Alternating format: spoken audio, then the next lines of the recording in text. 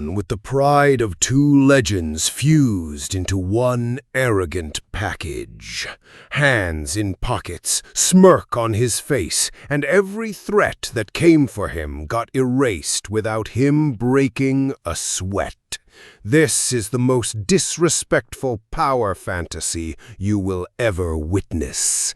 Buckle the fuck up. The night the Nine Tails came to Konoha, two things died and one thing was born, and only one of those events made it into the history books. Everyone remembers the fox. Everyone remembers the way the sky turned the color of an open wound, the way whole districts folded like paper under a single swing of one tail, the way 300 shinobi threw themselves into a wall of red chakra and came back as names on a stone. Everyone remembers Minato Namikaze standing on the head of a toad the size of a hill, hands moving through seals faster than any eye in the village could follow, screaming a woman's name into the wind. Everyone remembers the Reaper death seal. Here is what nobody remembers, because nobody was built to perceive it. When Minato pulled the Reaper through, he tore something. The seal reaches across the line between the living world and whatever waits on the other side, and it reaches with force, and force leaves marks. A hole opened. It was small, thinner than a hair, wider than a galaxy, both at once, because the geometry on the other side of that line follows rules that human language cannot chew, and it stayed open for about the length of a heartbeat. In that heartbeat, on the far side of everything, a god was coming apart. He had been two men once. Two warriors from a world of red sky and broken moons. Two rivals who had spent lifetimes trying to kill each other and then trying to outlive each other. And finally, at the very end, agreeing to become one thing so that the universe would keep existing. A pair of earrings did it. Two small gold rings. And then there was only one being standing where two had stood. And that being had walked into a fight against something that ate realities and had laughed the entire time. The fusion was ending. The body was unmaking itself, light bleeding out of it in ribbons. But the soul that lived in there, the arrogance, the joy, the bottomless well of pride that had never once in either of its lives considered the possibility of losing, that part refused to go where souls are supposed to go. It saw the tear. A fragment of it went through. Gold, screaming, weightless, moving through a distance that has never been measured, and it came out of the other side, directly above a village on fire, directly above an altar of stone, directly above a newborn boy with a spiral being burned into his stomach. The Reaper sealed the nine-tailed fox inside Naruto Uzumaki that night. It also sealed something else, and it had no idea. The first thing anyone noticed was that the baby never cried. Sarutobi Hiruzen carried him out of the wreckage personally, wrapped in a blanket that smelled like ash, and the whole way back to the tower, the old man kept looking down into that bundle, waiting for the wailing to start. Every infant on that battlefield was shrieking. Half the adults were too.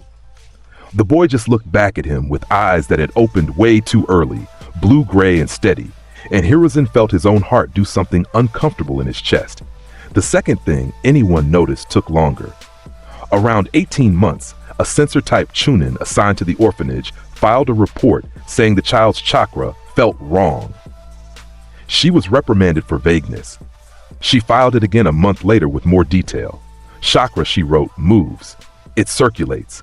It runs through the body the way water runs through pipes. You can feel the current, feel the pressure, feel where it pools and where it thins.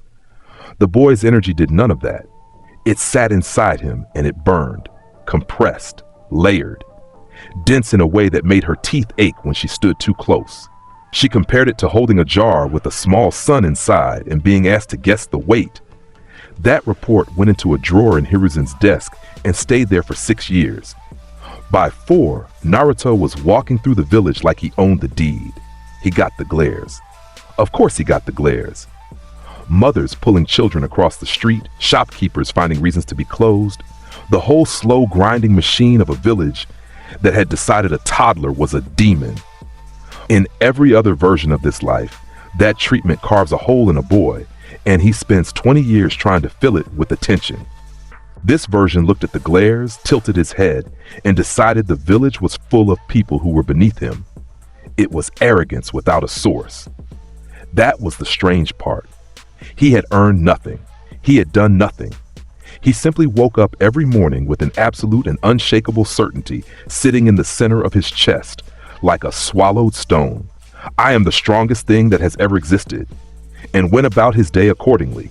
When a genin twice his age shoved him into a fruit stand at 5 years old, Naruto got up, brushed off his shirt, and told the kid he'd let him have that one because clearly he needed it more. The dreams were where it got loud. He dreamed in gold. He dreamed about standing on nothing with his arms crossed while something enormous and pink screamed at him. He dreamed about catching a planet, an actual planet, spinning in blue and heavy in one open palm and feeling it as roughly the weight of a melon. He dreamed about a voice that was two voices layered on top of each other, laughing in the middle of a fight while stars went out behind it. And he dreamed about earrings. 2 of them. Small, round, gold. At 6, he stole a length of brass wire from a repair shop, spent 4 days shaping it with a rock in his own hands, and made 2 of them. The first pair came out crooked, and he threw them in the river. The second pair came out right. He put them on and stood in front of a puddle, looking at his reflection for almost an hour, and something in his chest went click, the way a key does. He wore them every day after that. He never took them off. When an academy instructor told him jewelry violated uniform standards, Naruto asked the man what he was going to do about it. And the man discovered that he did have other classes to teach. He designed the rest himself too, because the orange jumpsuit the orphanage stipend bought made him feel like he was wearing a warning label. He put together a sleek blue tunic over a burnt orange undershirt, white gloves, white boots. He looked like he'd stepped out of a different world's army. Kids laughed at it exactly once. At 7, alone in a training field at 2 in the morning, he figured out what the burning thing in his chest actually was. He'd been trying to do the academy leaf exercise and failing because the leaf kept catching fire. Frustrated, he stopped trying to push and instead just let go. Opened the door in his sternum and let a sliver of what lived there out into his hand. A ball of white-blue light bloomed above his palm, humming, throwing his shadow 40 feet across the grass. He looked at it for a long moment. Then he grinned so wide it hurt his face. "There you are," he told it. He blew a hole in a boulder 3 seconds later and spent the rest of the night laughing. He had a word for it by morning. He didn't know where the word came from, the same way he didn't know where the earrings came from, but it arrived fully formed and it fit. Kihiruzen learned about it 2 weeks after that, when an Anbu reported that the Uzumaki boy had put a fist-sized hole through the eastern wall of the abandoned Senju compound and left a scorch ring around it that measured 40 meters across. The old Hokage went out and looked at the wall himself. He put his hand inside the hole, felt the glassed stone, and understood that the world had changed while he was doing paperwork. He also understood that Danzo would find out. Danzo found out. Naruto was 8 years old on the afternoon it happened, and he was bored. He'd been leaning against a brick wall in a back alley off the market district for about 20 minutes, arms crossed, one eye half open, chewing on the last third of a rice ball. He'd felt them coming since before he turned into the alley. 12 of them. They moved well, genuinely well, spread across 3 rooftops and 2 ground approaches, breathing shallow, chakra suppressed down to almost nothing, almost. That was the problem with suppression. It hides you from sensors who are listening for chakra. Naruto had stopped listening for chakra a year ago. He listened for presence, for the shape a living thing makes when it displaces the air. And 12 trained killers holding still on a rooftop have a shape like a held breath. They took their time. 9 minutes of repositioning before the first one dropped into the alley mouth. Root Anbu. Blank white mask with a single slash of ink, gray sleeveless coats, tanto across the back. The captain stepped forward and the other 11 filled in around him without a signal passing between them, which was impressive, which Naruto noted, which changed absolutely nothing. "Naruto Uzumaki," the captain said, "you will come with us." Naruto took another bite of rice ball. "You've been given a great deal of freedom," the captain went on. "That ends today. You'll be reconditioned. You'll be given purpose. You'll learn your place in the structure of this village." "You guys rehearsed that?" Naruto asked. because it sounded rehearsed. It had that whole sound to it. The captain's hand came up. 12 bodies tensed at once. Here is what the civilians saw, because there were civilians. Word had gone around the market that morning that Danzo's men were going to handle the demon problem, and about 30 people had found reasons to be near windows and on rooftops overlooking that alley. A tea shop owner, 2 off-duty chunin, a woman with a laundry basket she'd forgotten she was holding. They wanted to watch a child get taken away. That is the honest, ugly truth of it, and every one of them would carry the memory of what happened next for the rest of their lives. What they saw was this. 12 of Konoha's most highly trained operatives moved at once from every direction. Above, both sides, behind, a coordinated capture pattern refined across 2 decades of black operations. The boy against the wall didn't uncross his arms. He exhaled. There was a sound like a door slamming inside a mountain, and then the alley detonated, key flare. He didn't aim it. He didn't shape it. He simply opened his chest and let out a fraction of what lived inside. Undirected, unfocused, a pressure release and nothing more, and the pressure alone did all of it. The brick wall behind him blew outward into the next street. The 2 buildings flanking the alley lost their facades in one shearing crack, plaster and glass, and roof tile coming down in a curtain. The cobblestones lifted, all of them, a whole street's worth of stone rising 6 inches and coming down wrong. The 12 root ambu went in 12 directions. One hit the 3rd-story window of the building on the left and kept going through it. 2 went straight down into the stone hard enough to leave outlines. 1 folded backward over a rain barrel with a wet crack that the woman with the laundry basket heard from 40 feet up. 1 got launched clean over the rooftop and landed in the fish market, sliding through a stall and coming to rest against a crate of eels. Their masks split. Their bones broke, ribs mostly, and 1 collarbone and 1 femur that snapped so cleanly, man wouldn't feel it until he woke up. The dust took 11 seconds to settle. Naruto was still leaning against what remained of the wall, arms crossed, rice ball intact. He pushed off it, walked across the wrecked ground and stopped over the captain, who was lying in a crater in the middle of the alley with his mask in 3 pieces and 1 eye trying to focus. Naruto put his foot on the man's chest and leaned some weight into it. "Are you even trying?" he asked. "Come on, give me a little credit." The captain's mouth moved. Whatever he intended to say, Naruto never heard it, because he shifted his foot down to the man's sternum and kicked. The root captain went up. Not away, up, straight vertical, clearing the rooftops and the water towers and disappearing into the afternoon glare, a shrinking dot against the blue. He came down 11 seconds later in a training field 4 blocks over and cratered it. Naruto sat down on a chunk of fallen masonry and finished his rice ball. Hiruzen arrived 6 minutes after that with 3 jonin.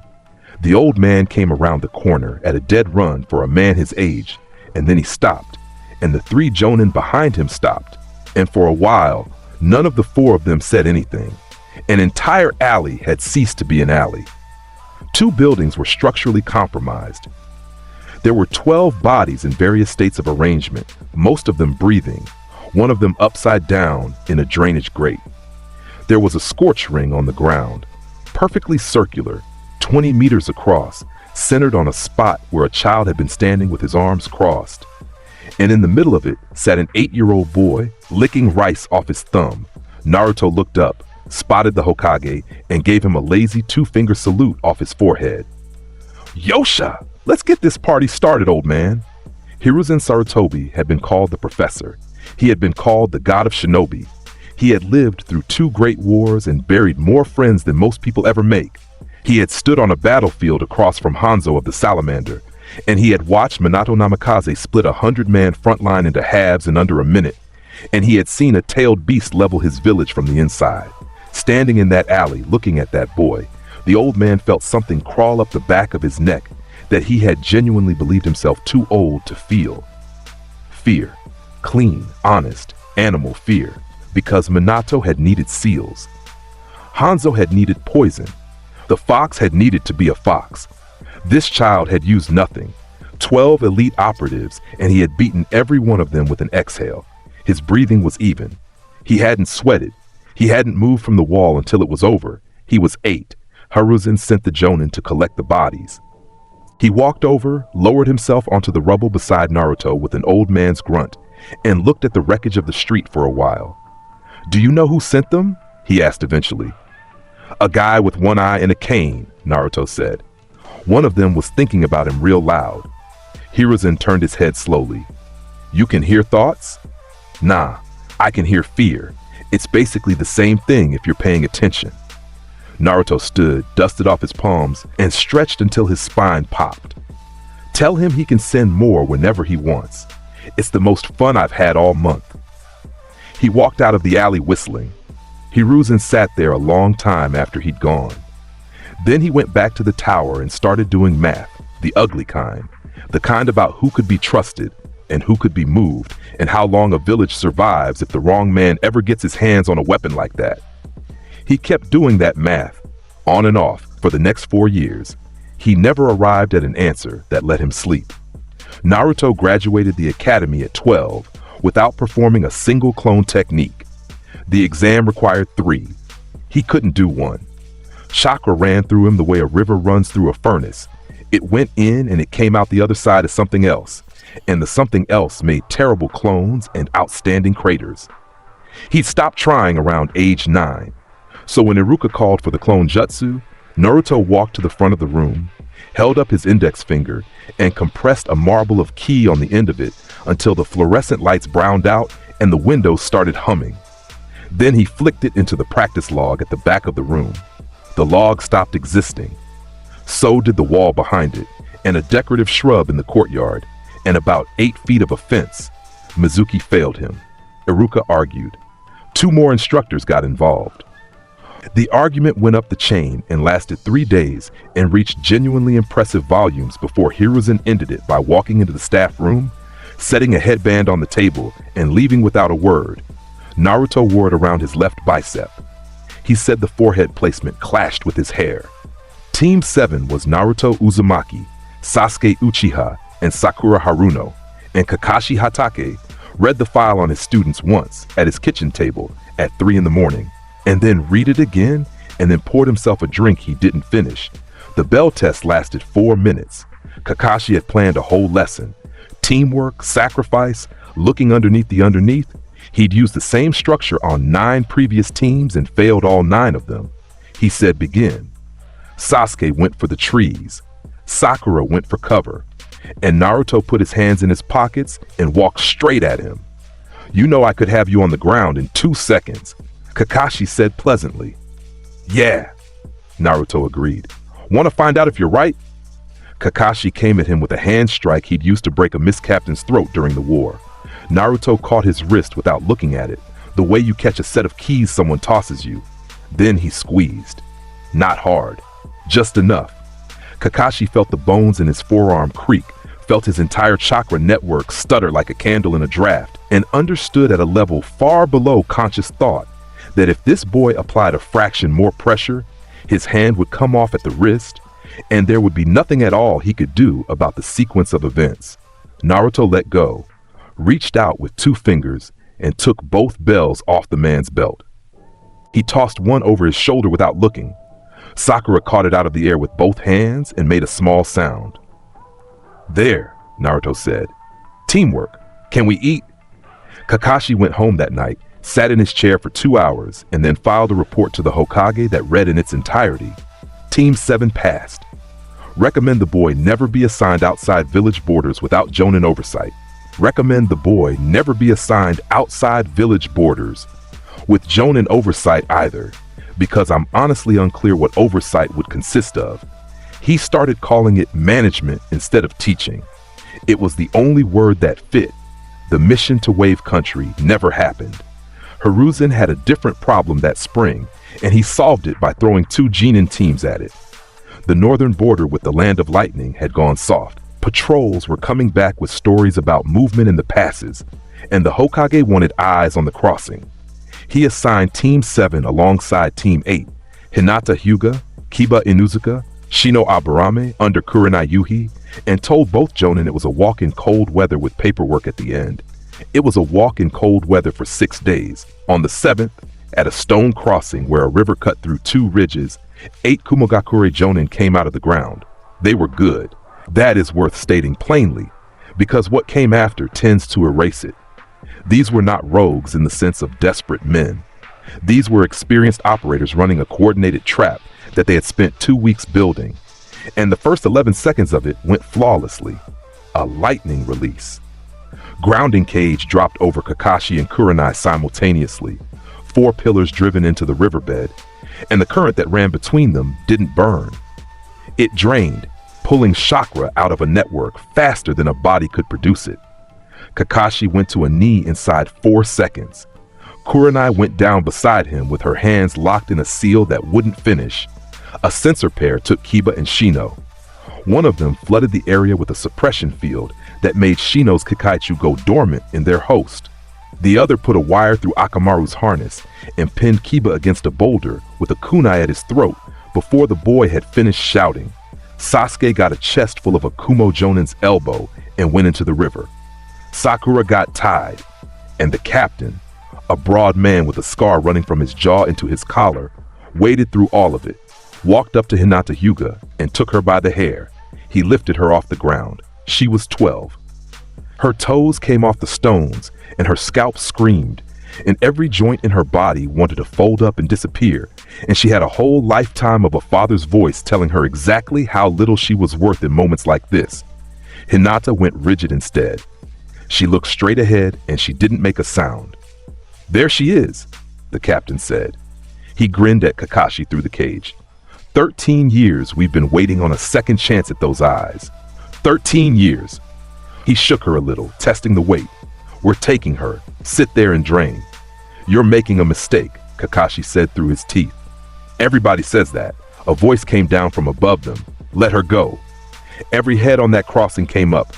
Naruto Uzumaki was standing in the air, standing. 60 feet up, arms loose at his sides, boots on nothing, hair moving a little in the wind coming down the pass. There was no platform of chakra under him, no wire, no genjutsu shimura, none of the 11 things a Jonin's brain reaches for when it sees something impossible. He was simply above them, and he was looking down at the captain the way you look at a bug crossing your shoe when you have somewhere to be. The captain laughed. It came out of him as reflex more than mirth. "What are you supposed to be?" Naruto vanished. He didn't jump. He didn't fall. There was a crack of displaced air where he'd been hovering, a sound like a whip pulled through a sheet, and then he was standing directly in front of the captain.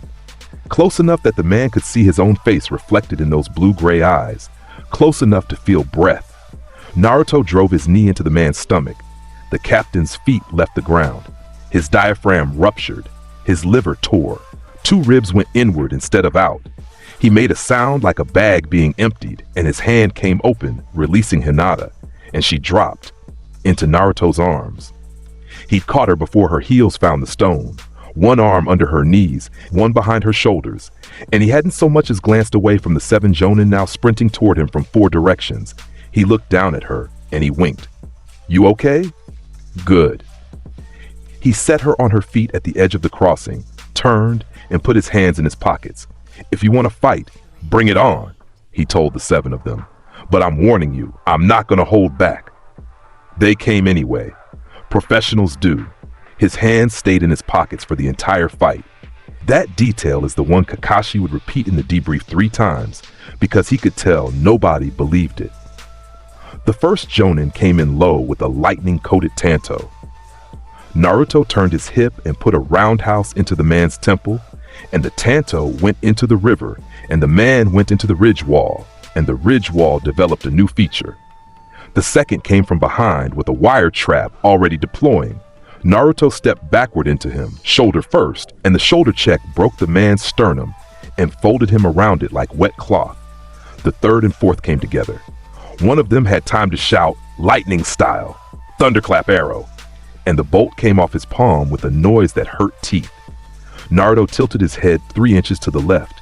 The arrow went past his ear and hit the 5th and 6th Jonin, who had been moving to flank, and both of them went down convulsing with smoke coming off their vests. "Huh," Naruto said. "That's on you." He kicked the 3rd Jonin through a boulder. He caught the fourth by the front of the vest with his knee coming up and let go afterward. The seventh ran. That is the honest version of it. He turned and sprinted for the tree line, a jonin of Kumogakure with 14 years of service, and he made it perhaps 30 meters before Naruto was standing in front of him. There had been no blur. There had been no sound of movement. He had been 60 feet behind the man, and then he was in front of him with his hands still in his pockets, and the jonin's brain simply refused the information.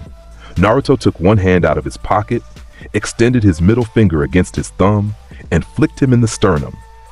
The bone broke like a plate. The man traveled 40 feet backward, hit the stone crossing, bounced once, and stopped moving.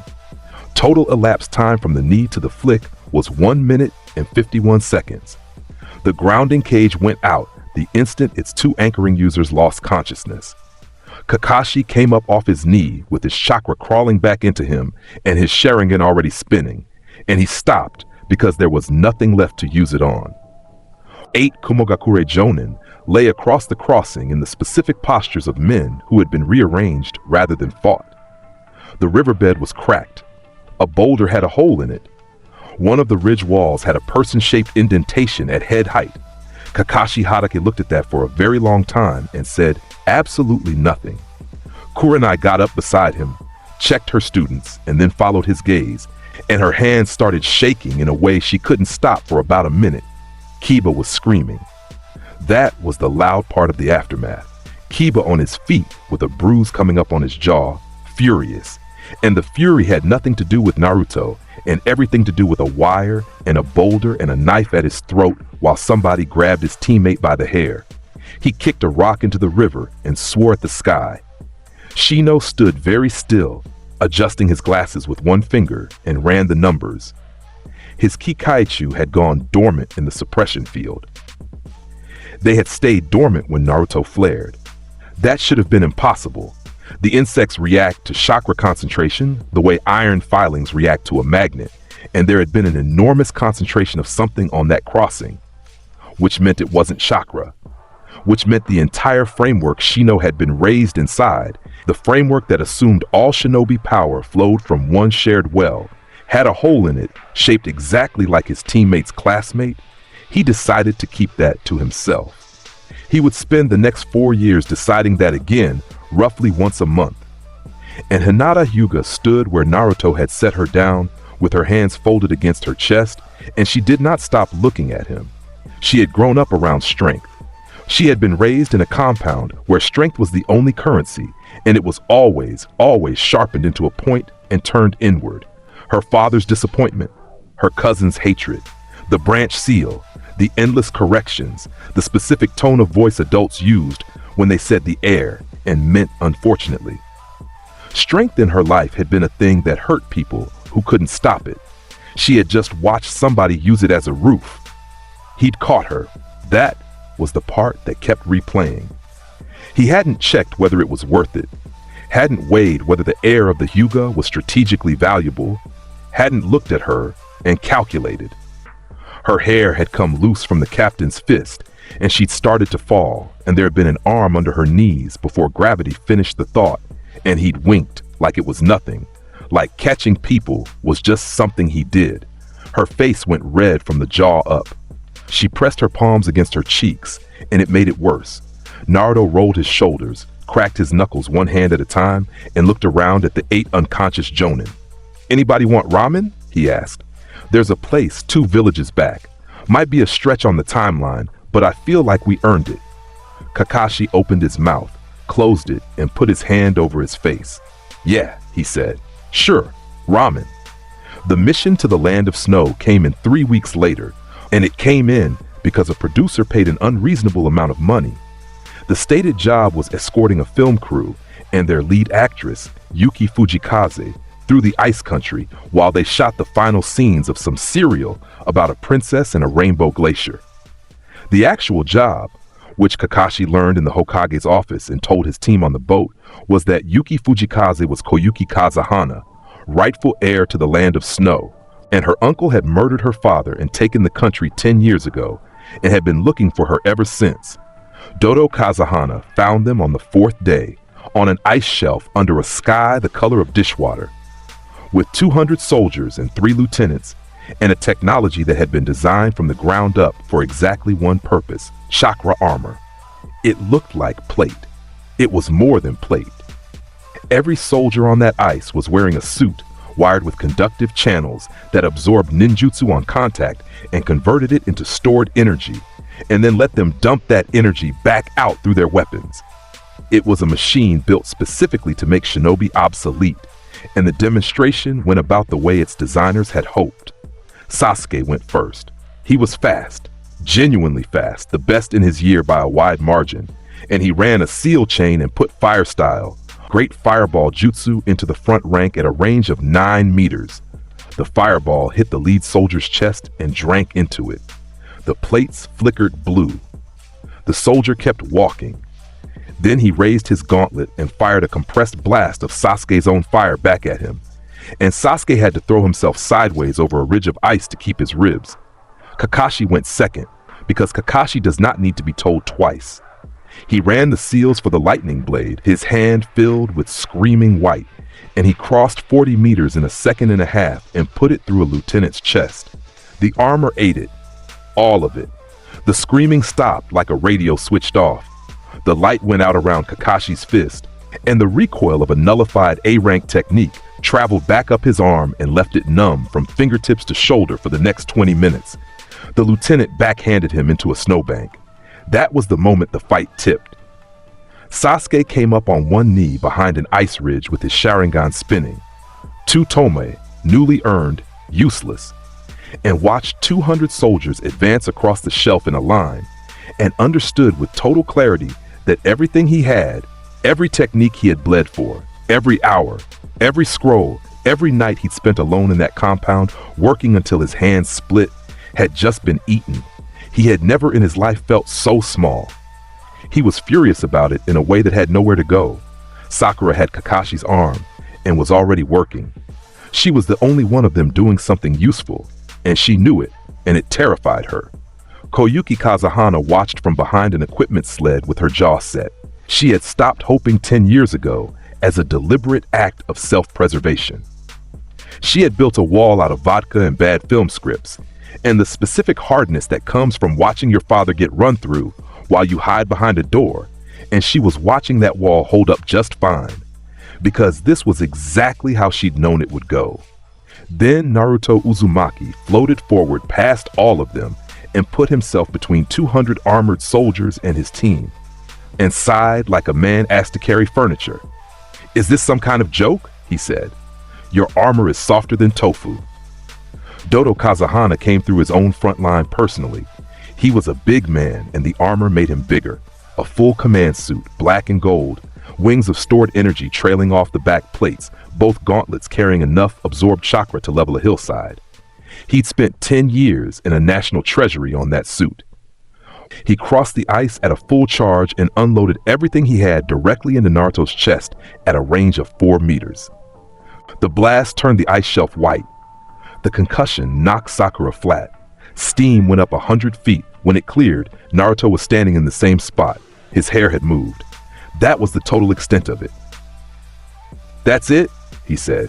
Dodo's face did something complicated behind the visor. Naruto raised his right hand. The air around his palm began to crackle, a fine hissing static, gold sparks jumping between his fingers. Then it ignited. A blade of pure ki erupted out of his hand and extended and kept extending until it was 2 full meters of burning gold with a core of white so bright the snow around it turned to water in a 6-foot radius. It made a sound like a wire under tension. It threw everyone's shadow backward across the ice. Spirit sword. Naruto crossed the 4 meters between them before Dodo had finished pulling his arm back. The blade went through the command armor at the sternum. It went through the absorption plating, through the conduction channels, through the reactive core, through the man, and out the back plate. And it did all of it without slowing, because the armor had been designed by brilliant engineers to eat chakra, and it had never once in its development cycle been shown anything else. It couldn't process ki. It had no category for it. Asking that suit to absorb what came out of Naruto's hand was like asking a fishing net to catch smoke. Dodo came off the ground on the end of it. He hung there, feet swinging, staring down at 2 meters of gold light coming out of his own chest, and Naruto's expression didn't change at all. "You rely on a tin can to fight your battles," he said. "You're pathetic." He swung. The blade came around horizontally at hip height, and it went through Dodo Kazahana in a single clean pass, and then it kept going, because 2 meters of blade was where the visible part ended.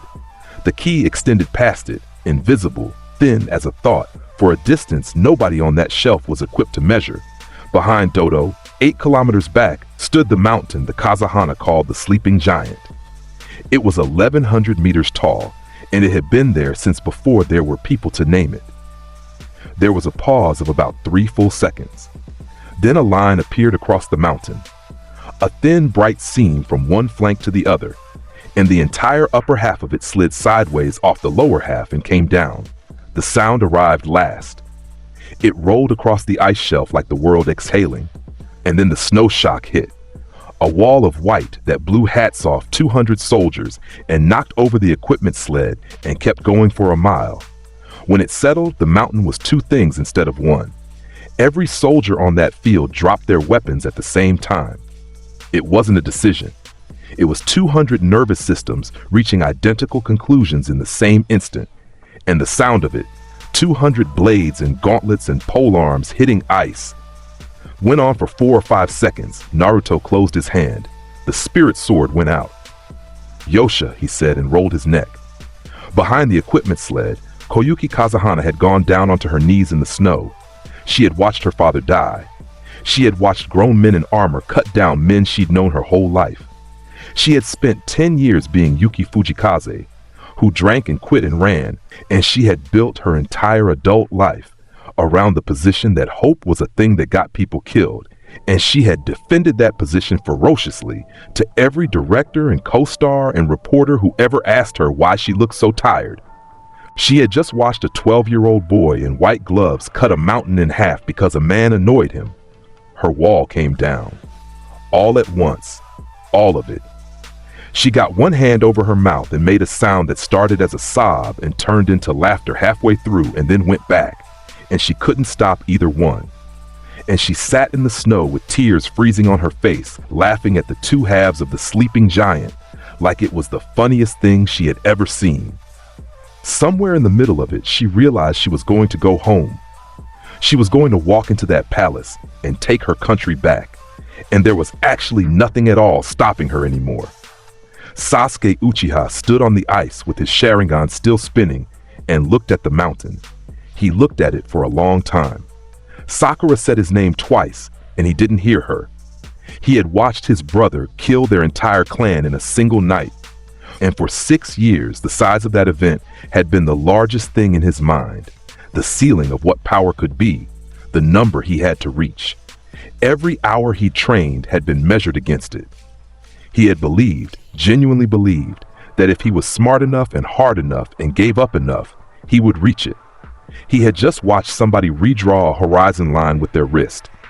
He didn't say anything out loud. He wouldn't say anything out loud for a very long time. But standing there in the cold, he understood that the distance between himself and Naruto Uzumaki had just been given a unit of measurement, and the unit was mountain halves, and he had felt every inch of it in his chest like swallowed ice. Kakashi got his arm back around the 18-minute mark. By then, Naruto had wandered off to look at the crater. Word about the land of snow reached Konoha before Team 7 did. That was the summer the Chunin exams came around, and teams started arriving from every direction. Suna, Kusa, Ame, Taki, a Kumo delegation nobody was happy to see. The village filled up with young shinobi wearing headbands that meant something, and older shinobi pretending they weren't there to scout. Among them came 3 genin from a village that officially had existed for 4 years, and unofficially had existed for exactly as long as Orochimaru needed a flag to hide behind. Their orders came directly from him, in his handwriting, on paper that smelled like a basement. Find the Uzumaki boy alone. Engage. Do not hold back. I want data. They found him on a rooftop above the eastern gate, sitting on the ledge with his heels hanging over the drop. eating dumplings off a stick and watching the incoming teams file through the checkpoint below. Dosu Kinuta wasted zero time on conversation. He came up over the lip of the roof, raised his right arm, and the melody arm on it began to hum. The melody arm was a genuinely vicious piece of work. It caught the vibration of a punch, amplified it through a resonance chamber, and fired it as a wave that bypassed muscle and bone entirely to scramble the fluid in a person's inner ear. There was nothing to block. There was nothing to dodge if you were inside the cone. It was the same device that, in another version of this summer, would put Rock Lee in a hospital bed. Dosu fired it at the back of Naruto's head from 6 feet away, at full output. The roof tiles in the cone cracked. The air distorted. A pigeon 2 buildings over fell off a gutter. Then the ripple faded and Naruto was digging in his left ear with his pinky finger, dumpling stick still in his right hand. He looked over his shoulder. Was that supposed to be an attack? My stomach growling is louder than that. Dosu's arm dropped a fraction. His whole method, the entire architecture of who he was as a fighter, sat inside that gauntlet, and the boy had just described it as gastric. He fired again. Harder. He cranked the resonance chamber past its rated tolerance and put out a wave that would have burst the eyes of a grown man. Naruto lifted his foot and kicked it. The physics of that moment took a specialist 3 weeks to write up, and the write-up was classified immediately. A sound wave is pressure moving through a medium. Naruto's leg was saturated with ki to a density where it stopped behaving like a limb and started behaving like a boundary condition. The wave hit that boundary, found nothing to move through, and inverted. It went home. Triple the pressure along the exact vector it had come from, straight back into the resonance chamber that produced it. The melody arm detonated. Metal went everywhere. Dosu's right eardrum ruptured, then his left, and he hit the rooftop tiles on his side with both hands clamped over the sides of his head and blood coming through his fingers. Zaku Abumi came off the roof edge screaming with both palms out. Decapitating airwaves. Twin cannons of compressed air that could strip bark off a tree at 30 meters. Kintsuchi threw a fan of Senbon from the shadow of the water tower at the same instant, perfectly timed. A genuinely well-drilled combination. Naruto vanished off the ledge. He reappeared between the two of them. He caught Zaku's head in his left hand and Kin's head in his right, both mid-motion, and brought them together. The sound was a wet crack that carried across 2 districts. Both skulls fractured. Both bodies went horizontal and stayed that way, and the Senbon that Kin had already released came down and clattered harmlessly on the tiles. 11 seconds from the first shockwave to the last body hitting the roof. Naruto walked back to the ledge, sat down, and finished his dumpling. He chewed. He looked at the 3 of them lying in various arrangements around him. Go back to your snake master, he said, to nobody who could currently hear him. Then he hopped off the roof and went to find lunch. A Chunin patrol came up the stairwell about 9 minutes later, following a noise complaint. There were 2 of them. The senior was a woman named Rika with 11 years on the job, and the junior was a kid named Tatsu, who'd made Chunin the previous spring and still carried his clipboard like it was load-bearing. They stood in the middle of the roof and looked around. That's a foreign genin, Tatsu said. That's 3 foreign genin. I can see that. His arms, the whole gauntlet's gone, Sensei. There's shrapnel in the water tower. And these 2 have... He crouched and turned Zaku's head with one finger and made a face. That's a depressed skull fracture. Both of them. Matching. Rika walked to the ledge. She looked at the tile where somebody had been sitting. There was a small stack of dumpling sticks on it, arranged neatly, 3 of them. Sensei, Tatsu said. Who does this? You already know. Then we file it, right? Foreign nationals unprovoked assault by a leaf shinobi on 3 sound genin who came up onto a roof where he was sitting. Rika picked up one of the dumpling sticks and looked at it. The blast pattern on that gauntlet is inward, Tatsu. It fired and something sent it back. Do you want to be the man whose name is on the report about the boy who kicked sound? Tatsu looked at his clipboard. Training accident, Rika said. 3 visiting genin, unfamiliar rooftop, faulty equipment. Have the hospital write it up as concussive trauma from an equipment malfunction and get them out of my district. She dropped the stick back on the pile. And Tatsu, if you see that kid in the finals, Watch him. Don't blink. You'll want to be able to say you were there.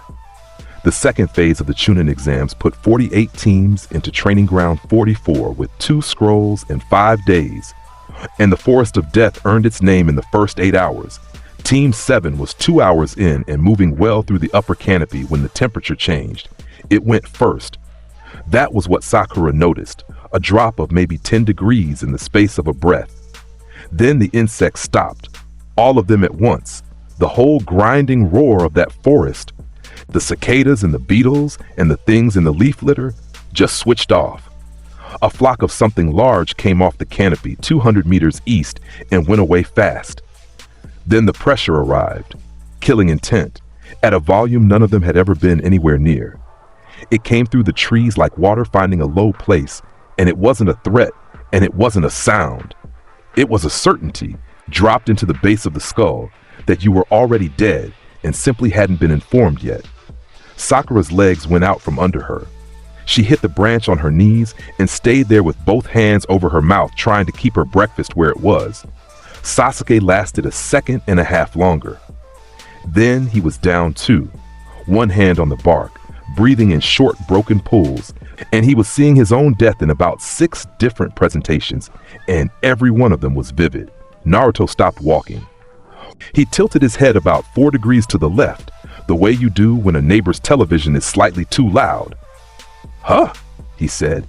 He put his hands in his pockets and turned toward the source. The rain came down out of the canopy and shed the disguise on the way. The umbrella hat gone, the coat gone, the face rearranging itself into something long and pale with slit yellow eyes and a smile that took up too much of it.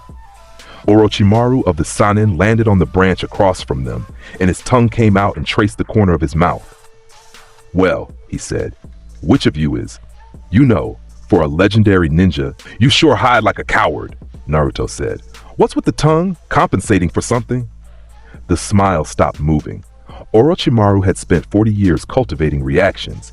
He knew fear intimately. It was the medium he worked in. He knew hatred and worship and the specific gray obedience of broken men.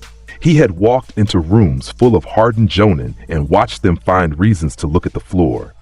He had never once encountered a 12-year-old standing straight up with his hands in his pockets, while both teammates knelt on the branch behind him, delivering an insult that was funny. The worst part was that it was accurate. He did hide. He had built 40 years of contingency on hiding. "You are going to be interesting," he said. He bit his thumb, ran the seals, and slammed his palm down on the branch. Summoning jutsu. The forest came apart. Manda arrived through the canopy from below, and the boss summon of the Snake Clan is a thing that does not fit in a place like that. 180 meters of purple-scaled muscle, a head the size of a house, fangs longer than a person, and a bass rumble in its chest that turned the standing water in the ground to ripples. Trees that had stood for 3 centuries came out of the earth roots first, just from the volume of body displacing them. The pressure of it warped the air the way heat off a road does. "Orochimaru," it said, in a voice like a landslide, "you will owe me 100 sacrifices for this. Eat the boy in blue." Manda struck. The lunge came in at a speed that had nothing to do with the animal's size, jaws wide enough to take the branch and everything on it, and Sakura screamed. And Sasuke got his hand on a kunai he was never going to be able to use. Naruto caught it. By the fangs. Both hands. Standing still. The head of the boss summon of the Snake Clan stopped dead 6 inches from a 12-year-old, jaws locked open by a grip on the upper and lower canines. And Manda's entire body, all 180 meters of it, snapped forward and bunched against the sudden stop, coils slamming into the ground behind it, hard enough to flatten another hectare of forest. Manda's eyes moved, down. Focused, Naruto looked back up at it with an expression of mild, patient boredom, like a man waiting for a kettle. "You're heavier than you look," he said. "That's a compliment." Sort of. Then he turned his hips and spun. He rotated a full circle with 180 meters of snake attached to his hands, and the forest went with it. The tail came around like a wrecking line and took out 400 meters of canopy on the first pass. On the second rotation, Manda was fully airborne, the whole enormous body extended in a screaming arc, and Naruto brought it around a third time and let go, he threw the boss summon of the Snake Clan directly at Orochimaru. The impact registered on a seismograph in the Hokage Tower. It flattened a mile of the Forest of Death, a full mile, in a wedge. Every tree in it going down in the same direction, like grass under a hand. The ground under the strike zone dropped 4 meters. A crater opened where the branch had been and filled with groundwater inside a minute. Manda dispelled on contact, which the snake was in no position to object to and would later describe in the summon realm as the single greatest kindness anyone had done him in 800 years. The dust took a while. Orochimaru came up out of it. His hair was full of dirt. His robe had torn from the collar to the hip. There was blood coming out of his mouth in a thin line, and he was breathing in a way that he had made a specific point of never doing in front of anyone. He straightened up on the churned earth, and his hands were shaking, and he saw them shaking. And that was somehow worse than everything else. His mouth opened. The Kusanagi came out of it, hilt first, and he took it out of the air. The sword of Kusanagi cuts through almost anything. It had been through the neck plating of a land of iron general. It had opened the earth. It was one of the 3 or 4 blades on the continent whose name alone ends conversations. He came off the ground and drove it at Naruto's throat. Naruto held up his left hand. The Kusanagi hit his palm and stopped. It didn't slide off. It didn't bend. It simply stopped, point first against the skin of a boy's open hand, held there by nothing except the fact that it had run out of ability to continue. Orochimaru put his weight into it. He put both hands into it. He put chakra down the length of the blade until the steel sang. The point stayed where it was. Naruto looked at him over the flat of the sword. "What's the matter? Is that all you've got?" Then he moved Savage Strike. He was gone from in front of the blade and above Orochimaru in the same instant, and his right fist came down and up in a rising arc. Ki compressed around the knuckles so tight it burned white, and it caught the Sannin under the jaw. The jaw broke in 3 places. Both eardrums went. 2 teeth came out through the cheek. Orochimaru's head snapped back and his feet left the ground, and the sound of it, a flat, terrible crack, reached the outer perimeter fence of the training ground and made a proctor look up. Naruto rose with him.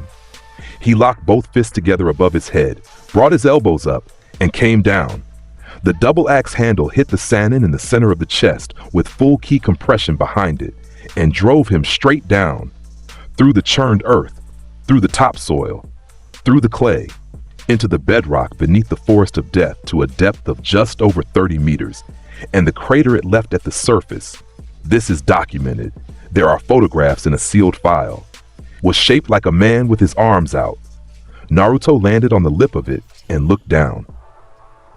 Orochimaru of the Sannin, one of the 3 greatest shinobi produced by the Leaf Village in 100 years, a man who had killed a Kage and been hunted by 4 nations and had genuinely, sincerely considered himself beyond the reach of consequence, lay at the bottom of that hole with a broken jaw and a chest cavity full of the wrong shapes, and looked up at the silhouette on the rim. He said nothing. There was nothing available. He sank into the stone and was gone. He would not surface for a very long time. When he did, he would surface far away, in a room without windows, and he would spend 11 months sitting in it, and every plan he made for the rest of his life would have a line in it that read, "Avoid the Uzumaki boy," underlined, in his own handwriting, in a script that had never underlined anything before. Naruto brushed the dirt off his gloves. "Well, that's a scroll," he said, picking the Heaven Scroll out of the wreckage where Orochimaru had dropped it. "We're done here. Anybody hungry?" Sakura was still on her knees. She would remain there for another 2 minutes, and afterwards she would begin, slowly, over the following year, a program of medical study so aggressive that Tsunade Senju would eventually ask who had frightened the girl into it. Sasuke stood up. He looked at the crater. He looked at the mile of flattened forest. He looked at the place in the air where the Kusanagi had stopped against an open hand, and something in him went very still. He had built himself around a single number. Itachi Uchiha was the number. Everything Sasuke did was measured as a fraction of it, and the entire structure of his life held together because he believed the fraction was climbing. He'd get the 3rd Tomoe. then the manjikyo, then the techniques, then eventually a night in a room with his brother where the math finally came out even. Naruto had just caught a boss summon with his hands. Not blocked it, caught it, held it in place while it fought, and then thrown it like a stone across water. And the thing that sat in Sasuke's chest like swallowed stone was the realization that this had nothing to do with training. Sasuke could train for 30 years. He could get the eyes, all of them, every stage. He could burn his whole life down for technique the way his brother had. He was still never going to catch Manda by the teeth. That knowledge dropped into him like a rock into still water, and the rings went out, and they didn't stop going out. He watched Naruto walk away across the churned ground with the scroll over his shoulder, whistling. And Sasuke Uchiha made a decision he wouldn't be able to articulate for another 2 years. He decided to find out what that felt like, whatever it cost.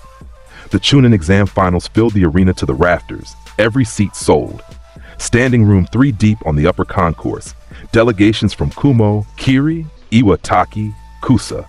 The Kazakage in the shaded box beside Hiruzen with 2 Suna Jonin behind him and a woven straw hat throwing his face into shadow.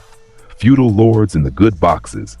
2,000 civilians and 1,100 shinobi in a betting operation running out of the West Tunnel that would ruin 4 families before nightfall.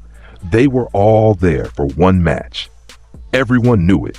The snow report had leaked in 3 separate directions. The Forest of Death crater had been photographed from the air by somebody's summon, and a mile of flattened training ground is difficult to explain as weather. When the proctor called it, the arena went from a roar to a hum. 5th match. Naruto Uzumaki of the Leaf, Gaara of the Desert. The crowd couldn't agree on which way the mismatch ran, and the argument in the stands was loud enough to hear from the floor. Gaara came out of the competitor's tunnel with the gourd on his back, and sand already moving at his heels like something on a leash. He was 15 months from his last full night of sleep. His eyes had the specific ringed look of a person whose interior life had gone somewhere unpleasant and stayed. Naruto walked out with his hands in his pockets and looked up at the crowd for a second, more interested in the size of the building than the boy across from him. "Mother wants your blood," Gaara said. "Yeah? She has wanted it since you entered this village. She says it will be thick." He put one hand against the gourd. His voice went thin and fast, the way it did when the other thing was closer to the surface. "I exist to kill. Do you understand? That is the whole of it. My father gave me a demon, and my uncle gave me a knife, and every person who has ever looked at me has looked at a weapon, and I am the only one of me that there is, and the only proof that I am here, the only proof is when somebody else stops being here." His breathing had gone ragged. "I will prove I exist with you. You will make an excellent proof." It was genuine. It was broken all the way through. It was the sort of thing that reaches most people. Naruto cracked his knuckles. "You rely too much on that dirt, kid. Let me show you what real power looks like." The proctor got out of the way. Something in the pit of his stomach had told him to, and he listened. Gaara's hand came up and the gourd came apart. Sand-binding coffin never got started. He went straight to the wall instead. The shield of Shukaku, the absolute defense, sand compacted into a sphere at pressures that made stone look porous, sealed from the inside, with an eye floating above it so he could watch. It had never been breached. Not by Suna's own Jonin, not by 3 assassins, not by his own father, who had tried on 4 separate occasions. The dome closed over him with a sound like a door shutting in a tomb. Inside it, Gaara let himself breathe. This was the part he liked. This was the part where they hit it and eventually stopped. Naruto put his right hand out to the side, palm up, and made a fist that wasn't quite closed. A sphere formed above his palm. The crowd noise dropped. It didn't die. It just receded as 3,000 people simultaneously became more interested in something. The ball of light over Naruto's hand was maybe the size of a melon, and it was wrong to look at. It didn't flicker. It sat there with a rim of blue-white and a core that the eye couldn't resolve, humming at a frequency that made the metal railings in the front row buzz. Up in the Kaji box, the Kazakage's hand tightened on the arm of his chair. Hiruzen Sarutobi leaned forward and put his pipe down on the ledge. "Big bang attack!" Naruto threw it underhand. It crossed 30 meters in something less than a blink and hit the dome dead center. Here is what should have happened. Shukaku's sand was chakra reinforced at the grain level. It responded to incoming chakra by compacting, by drinking, by hardening at the point of contact. Hit it with a jutsu and the sand tastes the jutsu and adjusts. That is the entire principle of the absolute defense. Ki has no flavor, the sand could read. The dome received an incoming energy that its chakra reactive lattice had precisely zero response for, and it responded by doing nothing whatsoever. The sphere went in half an inch and released. The explosion turned the arena floor white. The dome did not crack, it vaporized. 8 tons of sand converted to superheated silica in a fraction of a second and blown outward as a shell of molten glass that sprayed the entire lower bowl and set the wooden seat backs in the front 2 rows on fire. The shock wave hit the arena walls and came back and hit the middle of the floor again. Every window in the observation deck blew out.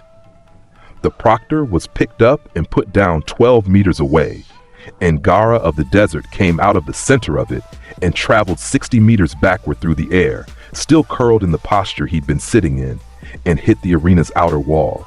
He went into it. 2 meters of reinforced stone caved in around him in a spider of fractures that ran up to the 3rd tier seating. Then he peeled off it and hit the floor. The arena was completely silent for 2 full seconds. Then it wasn't. 3,000 people made a sound that has been described by 4 separate attendees as unlike anything they had heard before or since, and the whole upper concourse was on its feet. In the Kaj box, the man in the straw hat had stopped breathing, Orochimaru, because it was Orochimaru under that hat, wearing a dead man's face with a fresh scar tissue map under the robe where a 12-year-old had rearranged his jaw 11 days earlier, sat with his hands flat on the arms of the chair and looked at a lake of glass on the arena floor. The entire invasion rested on a single load-bearing assumption. 4 battalions were in position in the forest. Explosive tags were set on 3 walls. A genjutsu was primed to drop across the stands, and every piece of it was timed to trigger from the moment Gaara lost control and Shukaku came out of him in the middle of Konoha's largest gathering of civilians, because a tailed beast in a stadium is a hammer that solves every remaining problem at once. The hammer was lying against a wall with its ribs broken. Get up, Orochimaru thought, and hated the sound of it in his own head. Get up, you useless child. Gaara got up. He got up wrong. He came off the floor with his left arm hanging and his sand shell hanging off him in sheets like bad paint, and his hands were pressed against the sides of his head, and he was screaming, a high, thin sound that had nothing of a 15-year-old boy in it. It hurts, he said. It hurts. It's never, nothing has ever. He had felt pain twice in his life. Both times had been from his own sand, from the 3rd Kazakage's assassins, and both times the shell had eaten most of it. He had grown up inside armor. The whole of his personality had been poured into a mold shaped like invulnerability. Something had just walked through it like a screen door. The sand came up around him in a spiral. It came out of the gored remnants, out of the cracks in the arena floor, out of the ground beneath the building, tons of it, and it began to form. A shoulder came first, 12 meters across, tan and rippled with the blue markings. Then an arm ending in claws the length of a boat. Then a head, one enormous eye with a black cross for a pupil, a jaw of jagged teeth, ears like broken horns, rising up out of the arena floor and up past the 3rd tier and up over the rim of the stadium itself, and the partial transformation of the one tail roared loud enough to crack the sound barrier and blow the tiles off the roof of the medical wing 400 meters away. Civilians started climbing over each other to get to the exits. Jonin flooded the aisles. Hiruzen was standing with his hat off. Naruto looked up at the thing. Way up. He sighed like a man asked to move a couch. I guess I have to try a little bit. He was gone. For most of the people in that arena, the next 40 seconds happened as an audio event. They could see the Shukaku. It was 30 meters tall and it filled a 1/3 of the sky above the stadium, and it was impossible to miss. What they could not see was what was hitting it. The first impact caught it under the jaw and turned the entire head sideways. The sound of it arrived a half second later, a flat, concussive crack that everyone felt in their sternum. Then one came in from the left, above the eye, and gold light bloomed at the point of contact. Then the right shoulder went. Then the chest, twice, so close together they were nearly one noise. Then the back of the neck. Then the jaw again from the other side. 17 angles in the first 12 seconds.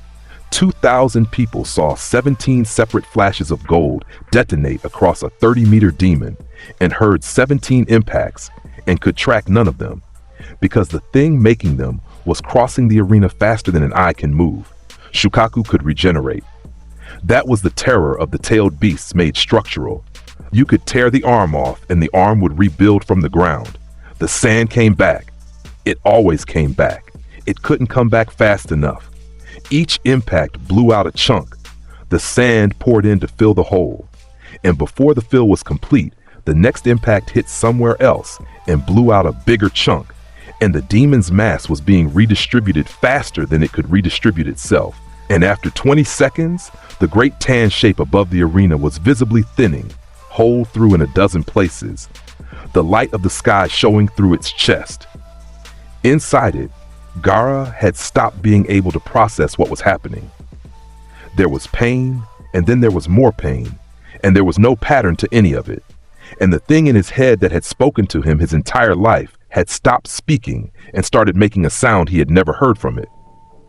A low, continuous whine, all the way down at the bottom of him. Shukaku was afraid. Mother was afraid. The barrage stopped. Naruto came to a halt standing on the demon's right forearm, one boot planted on the sand, 6 stories above the arena floor. He reached down, took a fistful of the wrist, and set his shoulders.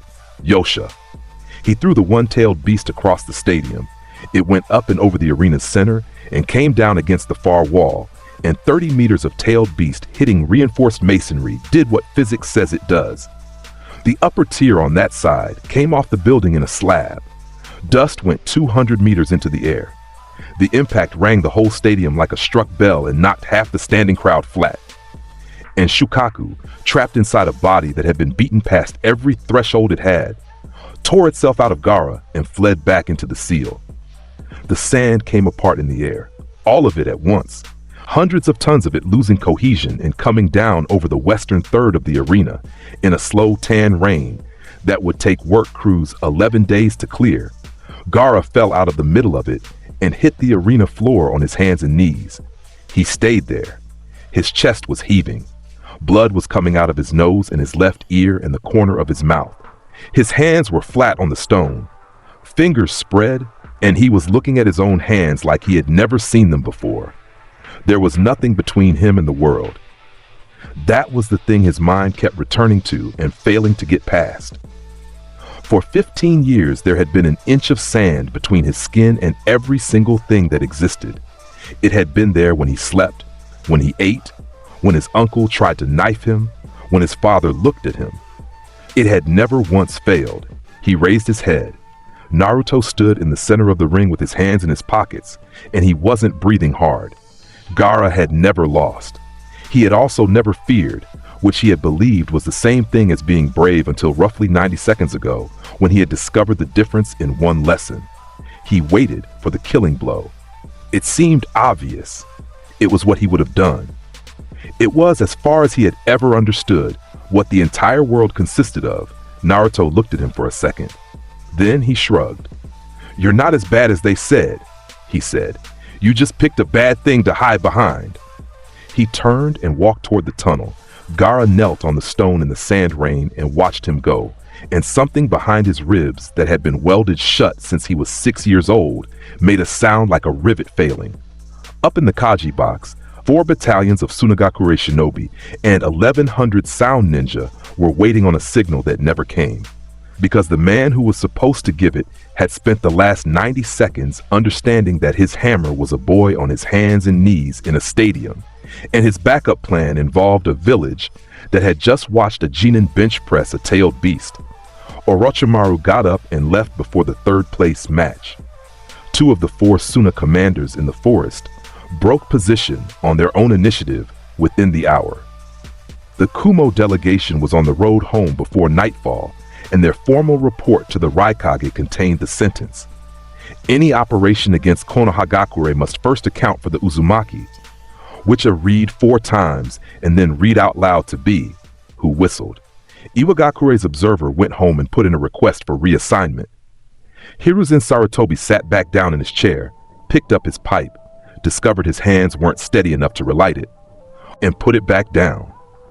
Well, he said, to nobody, that's the war over then, whichever one it was going to be. The name got out because names always get out.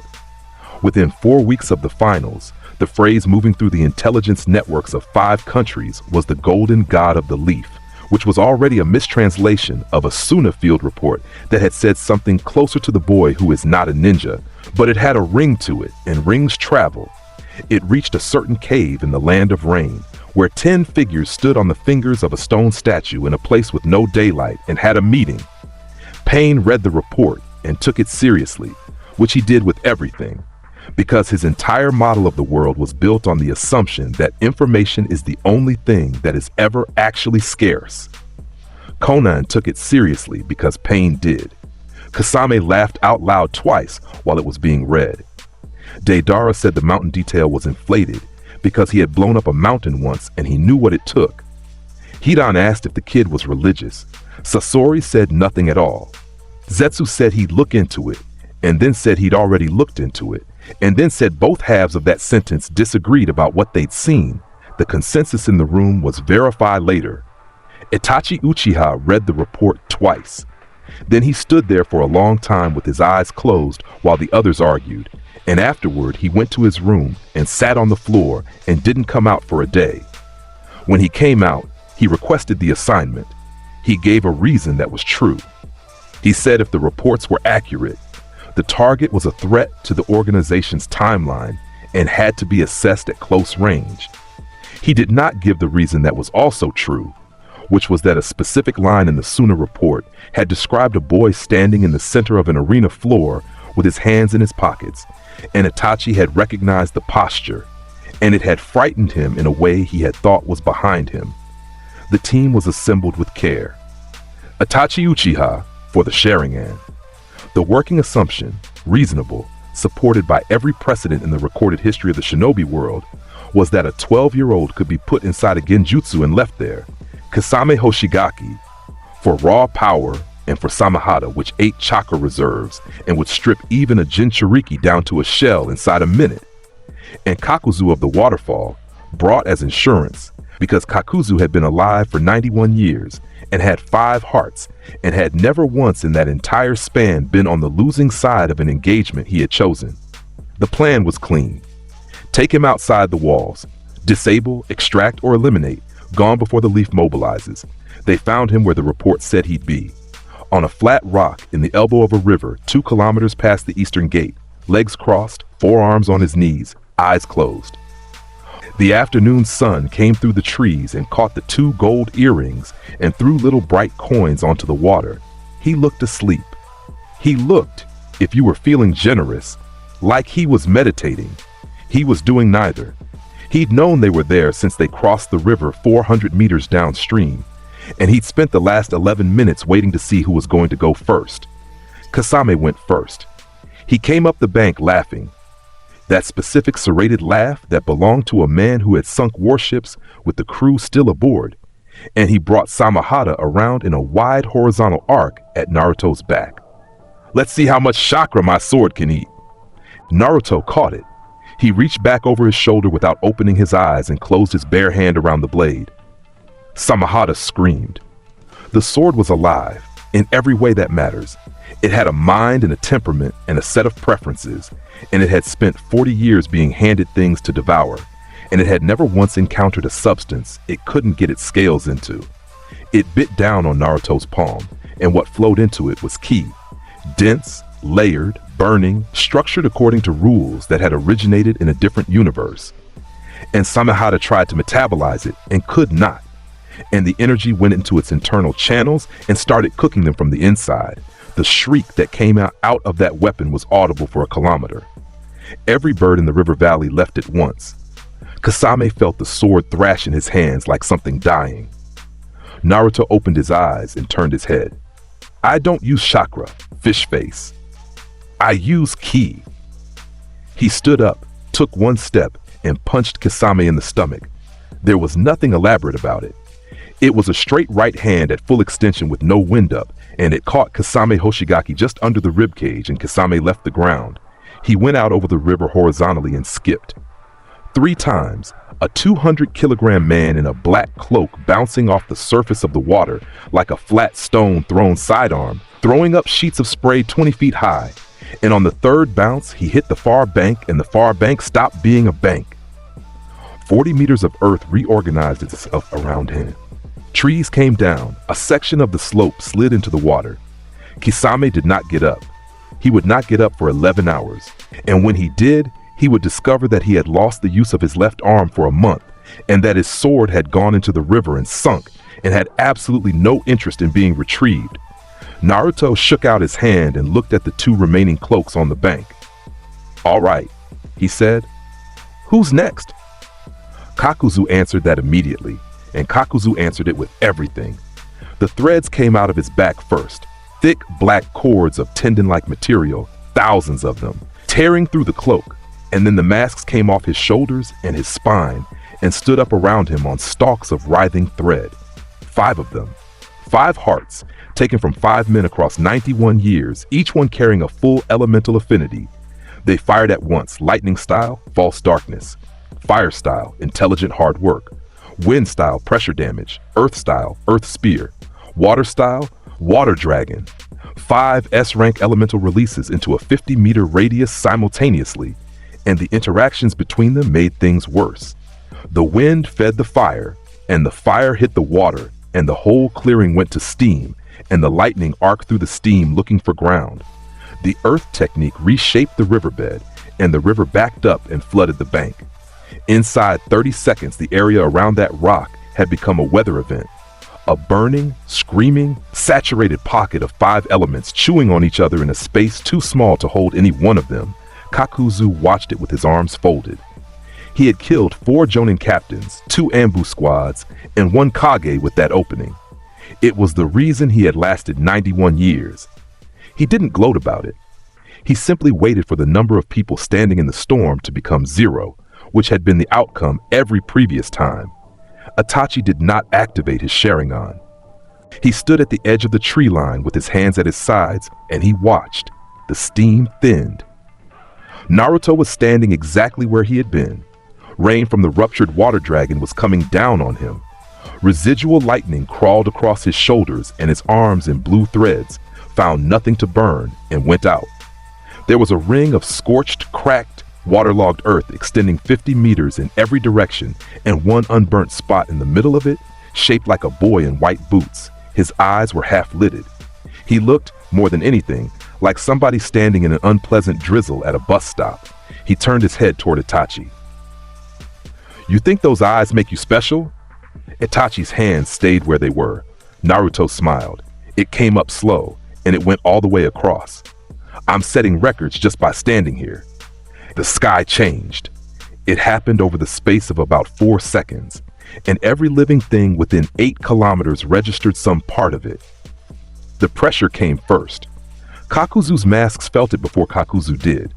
The air density in the clearing began climbing at a rate that had nothing to do with weather, going thick and heavy and heated, and 2 of the 5 masks simply dropped out of the air and hit the mud. Nothing had touched them. Their threads had gone slack. The river behind Naruto stopped. Then it reversed. 200 meters of moving water turned around and began flowing upstream, climbing over itself in a standing wall at the bend, and the water at the center of the bend began to hiss and steam and lift off the surface in threads that went up. The tree line bent. Every trunk within 40 meters leaned away from him, all at the same angle, roots groaning in the wet earth. The ground cracked. It cracked in a perfect ring around his boots, and it kept cracking outward, ring after ring, and nothing had hit it. The earth was breaking under the weight of what was being let out of him. Naruto's hair moved. It lifted, all of it at once, spiking upward and standing hard. And the color went, bleeding out of the dark blonde from the roots up, strand by strand. each one igniting into a brilliant molten gold that held its own light. His skin took on a sheen. The aura arrived last and arrived like a second sun coming over a horizon. A column of gold fire wrapping his frame from boot to crown, throwing sparks that were nothing to do with electricity. Bright enough that Kakuzu had to shield his eyes with his forearm from 40 meters away. His eyes changed. The blue-gray burned off and left teal, sharp, brilliant, hard as cut stone, the color of deep water with the sun behind it. And then the strangest part, the part Itachi Uchiha would think about for the rest of his life. The ki stopped radiating outward. It went in. All of that pressure, all of that expanding force, folded back and compressed into the boy standing in the ring of broken earth until the only evidence of it was that the air around him bent, the tree line behind him warping and swimming like a road in August, light itself refusing to travel straight through the space he occupied. Super Saiyan. Kakuzu's 3 remaining masks came apart. Nothing struck them. They drifted to the outer edge of that aura and their threads unspooled and their mouths went slack and the hearts inside them stopped. A lightning heart, a fire heart, and a water heart. All 3 of them ceasing to function within a second of each other. The masks hit the ground and lay there. Kakuzu of the waterfall took 1 step backward. He had not taken a step backward in 60 years. He was aware of it as he did it. And he felt something in his chest that he had honestly assumed had been removed along with everything else. Naruto looked down at his own hands. He turned them over. He flexed the fingers and watched the gold light run along the knuckles, and the grin that came onto his face was the specific, enormous, unguarded joy of a man who has just remembered something he lost a very long time ago. "Look at me, I'm setting records." He raised his head and looked at the 2 remaining members of the Akatsuki, and the grin stayed exactly where it was. "Call me Super Vegito." Itachi Uchiha's eyes changed. The 3 tomoe spun and locked and became something else. A 3-bladed pinwheel, black on red, and blood started at the corner of his left eye and ran down his cheek before the technique had even fired. Amaterasu. The black flames ignited in the air a meter in front of Naruto's face, because Amaterasu doesn't travel. It starts wherever the eye looks, and it burns for 7 days and 7 nights, and it burns through. It burns water, it burns fire, it burns the burning. There is no seal for it, no counter, no shield rated to hold it, and Itachi had aimed at the center of the boy's forehead because he had decided in that instant that assessment was over, and this was now an execution. It was, in every sense that mattered to Itachi Uchiha, the end of the argument. It was the technique he had traded a brother and a clan and a functioning pair of eyes for. Naruto slapped it, the back of his hand. Almost lazy, and a moth motion, and the black flames met the outer skin of that golden aura and came apart.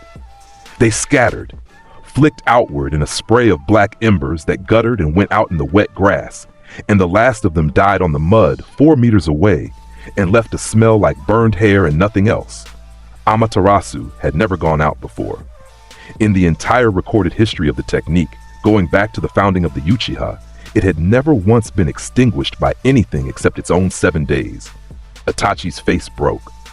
Only for an instant, and only across the eyes and the corners of the mouth.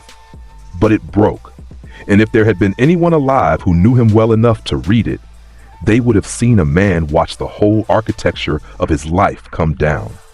He had chosen technique. That was the deal he had made at 13 years old with a knife in his hand in a house full of his own family. He had given up love and a name and a brother's opinion of him, and in exchange, he would be the most perfectly built shinobi who had ever lived. And the perfection would justify the price, and the price would be worth something. A 12-year-old had just backhanded it out of the air like a bug. Naruto was in front of him. There had been 20 meters. There had been no movement, nothing to track, no displacement of air until after the fact. He was simply there, close enough for Itachi to see every burning strand of that gold, close enough to feel the heat of the aura on his eyelids. Naruto raised one hand and flicked him in the forehead with 2 fingers.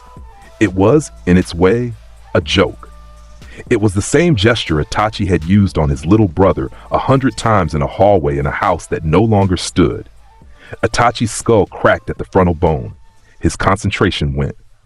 The Mankyu spun down and blew out, and both eyes filled with blood. He left the ground, going backward at a speed that turned him into a smear of black cloth and red cloud. Cleared 50 meters of open ground and hit the tree line. He took 3 trees down at the trunk and came to rest somewhere behind them. And after that, there was no more sound from that direction. Naruto turned around. Kakuzu was running. That is the plainest way to put it, and it deserves to be put plainly. The man who had outlived 4 wars, who had fought the first Hokage and walked away, who had renegotiated with death 5 separate times and won every negotiation, was sprinting flat out through a wrecked riverbank with his cloak snapping behind him and both remaining arms pumping. He had watched 3 of his hearts stop without being touched. He had watched Kasame get erased from the fight with 1 punch. He had watched Amaterasu get slapped out of the air. He had run the assessment, and the assessment was accurate. Naruto brought his hands to his side, palms open, facing each other, cupped, held low at his right hip. And between them, yellow lightning began to crawl.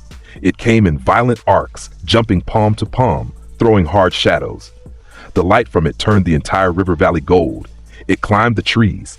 It lit the underside of the cloud cover 100 meters up. The river, still running backward, began to glow from beneath, every stone on the bed visible in silhouette, and the water at the bend started coming off in steam.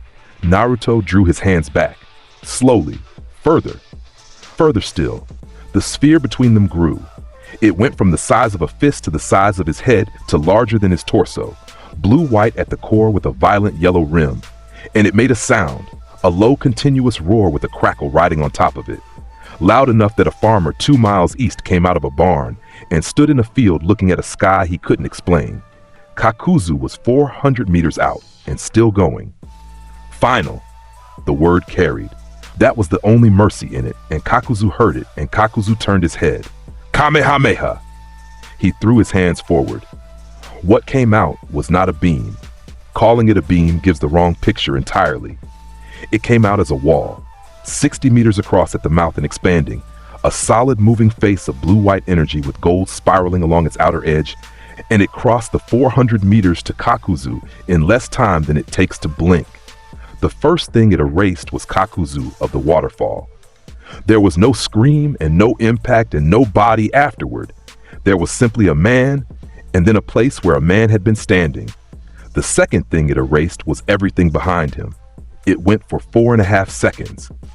In 4.5 seconds, it traveled a little over half a mile, and it took the terrain with it. The tree line, the ridge behind the tree line, the top 9 meters of that ridge, a stand of old-growth timber that had been standing since before Konoha was founded, a shallow lake, and the hill on the far side of the lake. It carved a trench through the eastern land of fire that was 40 meters deep at the center, with glassed walls, and when the energy finally dispersed at the far end, it went up instead of out and punched a hole clean through the cloud cover. The clouds did not come back over that stretch for 2 days. The trench filled with water over the following spring and became a lake that showed up on the next survey. And the cartographers in the fire capital argued about it for 11 years before somebody finally just named it and moved on. The light went out. Naruto stood in the wreckage with his hands still extended, and then he let them drop. The gold began to recede. It went slowly, the way a fire goes down, the aura pulling in, the sparks thinning out, the hard spikes of his hair softening and dropping, and the color running back out of them from the tips down. The teal in his eyes faded to blue-gray. The river behind him hesitated, and then turned around and went back to running the way rivers run. He landed on the scorched ground and let out one long breath. Then he looked around at the afternoon. Itachi Uchiha was unconscious in a tangle of broken trees 50 meters back with blood on both cheeks. Kasame Hoshigaki was somewhere inside a rearranged riverbank 300 meters downstream. 3 masks lay in the mud in a rough circle around a spot where a 100-year-old man had made a bad decision. Where Kakuzu had been running, there was a trench you could see from orbit. Naruto rolled his shoulders. Something in his back popped, and he made a satisfied noise about it. "Next time you want to fight," he said, "bring someone who can actually make me sweat." The wave went out from that riverbank in every direction. and it did not care about walls. In Konoha, 2 kilometers west, Hinata Hyuga was standing in the courtyard of the Hyuga compound with a training post in front of her and her Byakugan active. Halfway through the 412th repetition of a palm strike, her father had described that morning as adequate. The wave hit her and she stopped moving. The Byakugan sees chakra. It sees it as light and flow and pressure, 360 degrees, out to a range of several kilometers for someone with her lineage. What arrived in her field of vision from the east was something her eyes had no vocabulary for. A column of dense golden presence rising out of the tree line past the eastern gate, so bright inside her sight that she flinched, so heavy that the chakra of every living thing between her and it bent around it like grass in a current. She stood in the middle of that courtyard with her hands still extended, and she did not move for a very long time. She was not afraid. That was the thing she turned over afterward, in her room, with the door shut. Everything she had been raised to feel about power, that large, was fear, and it simply refused to arrive. What arrived instead came up through her chest and out into her face, and she put both hands over her cheeks and sat down on the edge of her bed, and she thought about an arm under her knees on a stone crossing at the northern border, and a boy who had winked at her before turning around to fight 7 men. "Oh," she said out loud to an empty room. That was the moment she stopped pretending it was anything else. Sasuke Uchiha was on the roof of the abandoned Uchiha police headquarters, where he went when he wanted to be certain nobody would find him, and he was doing seal chains against a stopwatch. The wave came across the district and he dropped the watch. He felt it in his teeth first, then in the base of his spine. He got to the edge of the roof and looked east, and there was a pillar of gold light standing over the tree line out past the wall, visible in daylight, visible from 3 kilometers, going up until it faded into a sky it had cleared of clouds. He knew whose it was.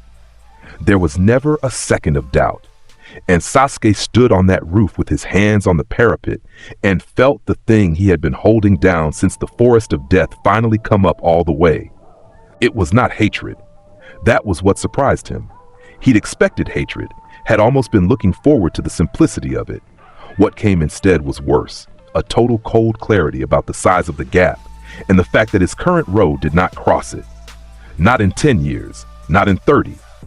Konoha's training, Kakashi's scrolls, the Uchiha techniques in the shrine under the burned-out hall, all of it added up to a number, and the number was small. He watched the pillar fade. Somewhere in the back of his skull, a pale man with yellow eyes who had left the village 11 days after being driven 30 meters into bedrock had planted a very small seed on his neck, and it had failed to take, and Sasuke had thought that was the end of it. He found himself standing there, wondering what else was on offer. He picked up the stopwatch. He looked at the time on it. He put it in his pocket and went home and slept badly. Hiruzen Sarutobi was on the roof of the Hokage Tower with his hat in his hand. He had been up there for 90 seconds, which was how long it had taken him to get from his desk to the stairs to the open air after the first Anbu report came through the window. 4 more had come since. They were all saying the same thing in different words, and all of them were using numbers that the previous report had already made obsolete. He stood at the rail and watched the gold column stand over the eastern forest and then fade, and then watched the flash, the enormous, silent, white-blue flash on the horizon that turned the whole eastern sky the color of a welding arc for 4.5 seconds, and then watched the clouds over that quarter of the world simply cease to exist. The shockwave reached the village 11 seconds later. It rattled every window on the eastern face of every building in Konoha. It knocked a shutter off the academy. It set 600 dogs barking at once. Behind him, an Anbu landed and knelt. Lord Third, sensor teams are reporting. I can see what they're reporting. Do we deploy? Hiruzen thought about that. He thought about it for longer than the Anbu was comfortable with. Deploy where? He asked. Toward it? The Anbu said nothing. The old man turned the hat over in his hands. He had spent 4 years doing math about this boy, and the math had always assumed there was a lever somewhere. Some arrangement of politics and affection and the right words at the right moment that would keep this thing pointed outward and away. He had told himself he was buying time. He had told himself the boy would grow into it. Whatever had just happened out past the Eastern Gate had ended that. Every hidden village on the continent had sensors. Every one of them had just felt the same thing he had. And by the end of the week, the reports would be on 5 Kaja desks. And there was no version of the world after today where anyone could pretend they hadn't seen it. The boy had shown the world what he was. There was no putting that back in the jar. "Send a runner to the gate," Hiruzen said. "Have them ask him if he wants dinner." The Anbu hesitated. "Sir?" "He'll be hungry," the old man said. "He always is." The runner found him 100 meters outside the eastern gate, walking up the road with his hands in his pockets and the smell of scorched air still coming off his sleeves.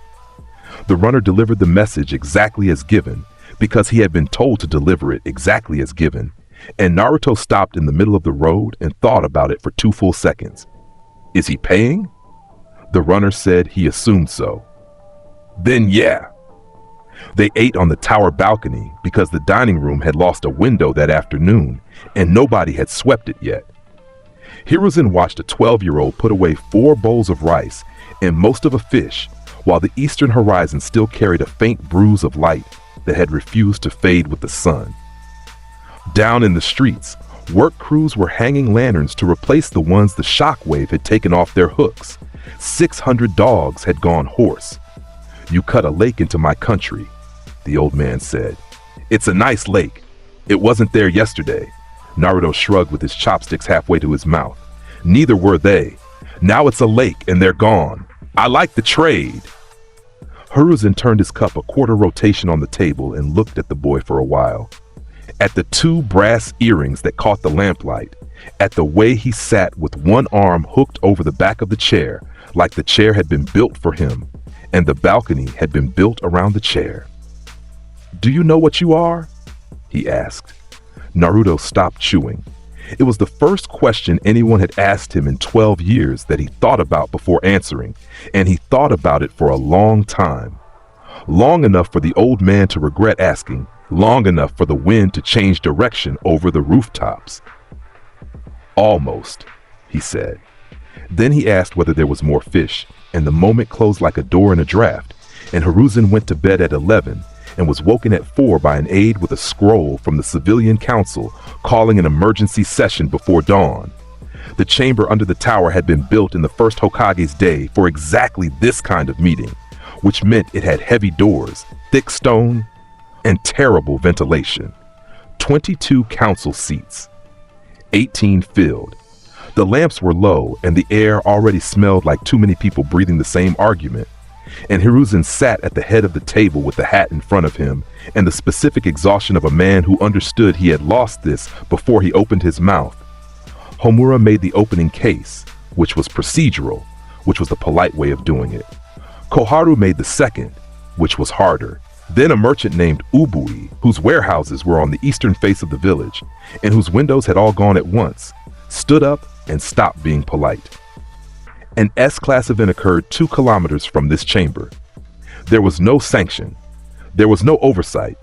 There was no report filed before or after, because the participant does not file reports, because the participant is a genin. Ubui's hands were flat on the table. 3 members of an international criminal organization were removed from existence by a child who then went home and slept. "Lord Third, I am asking you plainly, who authorized that?" "Nobody authorized it." "Then who commands it?" Hiruzen said nothing, and the silence did more damage than any answer he could have given. That was when Danzo Shimura spoke for the first time, from the seat he always took, 3 down on the left, hands folded on the head of his cane. He had been waiting through every word of it with the patience of a man who has spent 4 decades learning that the room eventually comes to him if he lets it. "The question is misphrased," he said. "It is not a matter of who commands. It is a matter of what the asset is currently pointed at, and whether that direction is a policy or an accident. At present, it is an accident. Accidents of this magnitude have historically been called wars." He let that settle. "I have facilities. I have protocols developed across 20 years for exactly this category of instrument. I am asking the council to place the boy under my authority for conditioning and deployment with reporting obligations to this body on a quarterly cycle. Half the table was already nodding. Hiruzen felt the vote assembling itself in the air the way you feel weather coming. He is a child, the old man said. He put a valley in the land of fire, Danzo answered. The word child stopped carrying weight somewhere around the second kilometer. The door opened. It opened without a knock, which no door in that chamber had ever done, and the two Anbu stationed outside came in half a step behind it with their hands nowhere near their weapons, because they had both read the after-action reports on 12 root operatives in a market alley and had arrived at a shared understanding of their own job description. Naruto walked past them, past the length of the table, past 18 of the most seasoned survivors of village government on the continent, and he stopped at the head of it. Hiruzen stood without being asked. Naruto sat down in the Hokage's chair, crossed one leg over the other, and picked the hat up off the table. He turned it over in his hands. He looked at the stitching inside the brim. Nobody spoke. That was the thing Koharu would remember afterward. 18 people who had faced down warlords and feudal lords and one memorable delegation of Iwa negotiators, and every single one of them waiting to see whether the 12-year-old in white gloves was going to speak first. He let the silence run. He ran it long past the point of comfort, and then a little further, until the room understood that the length of it was a decision he was making, and then he set the hat on his knee. "You're arguing about who owns me," he said. "I thought I'd come sit in on that." Ubui found his voice and lost it in the same breath. 4 years ago, Naruto went on, the man with the cane sent 12 of his people to take me off a street and recondition me. That's his word, not mine. I got it off one of them while he was still awake. He looked down the table. They went home in pieces. Every one of you signed off on the incident report as a training accident, and I know that because Hokage Jiji leaves things on his desk and I read fast. Koharu started to say something about the record. "I'm going to keep doing what I did yesterday," Naruto said, over her, without raising his voice at all.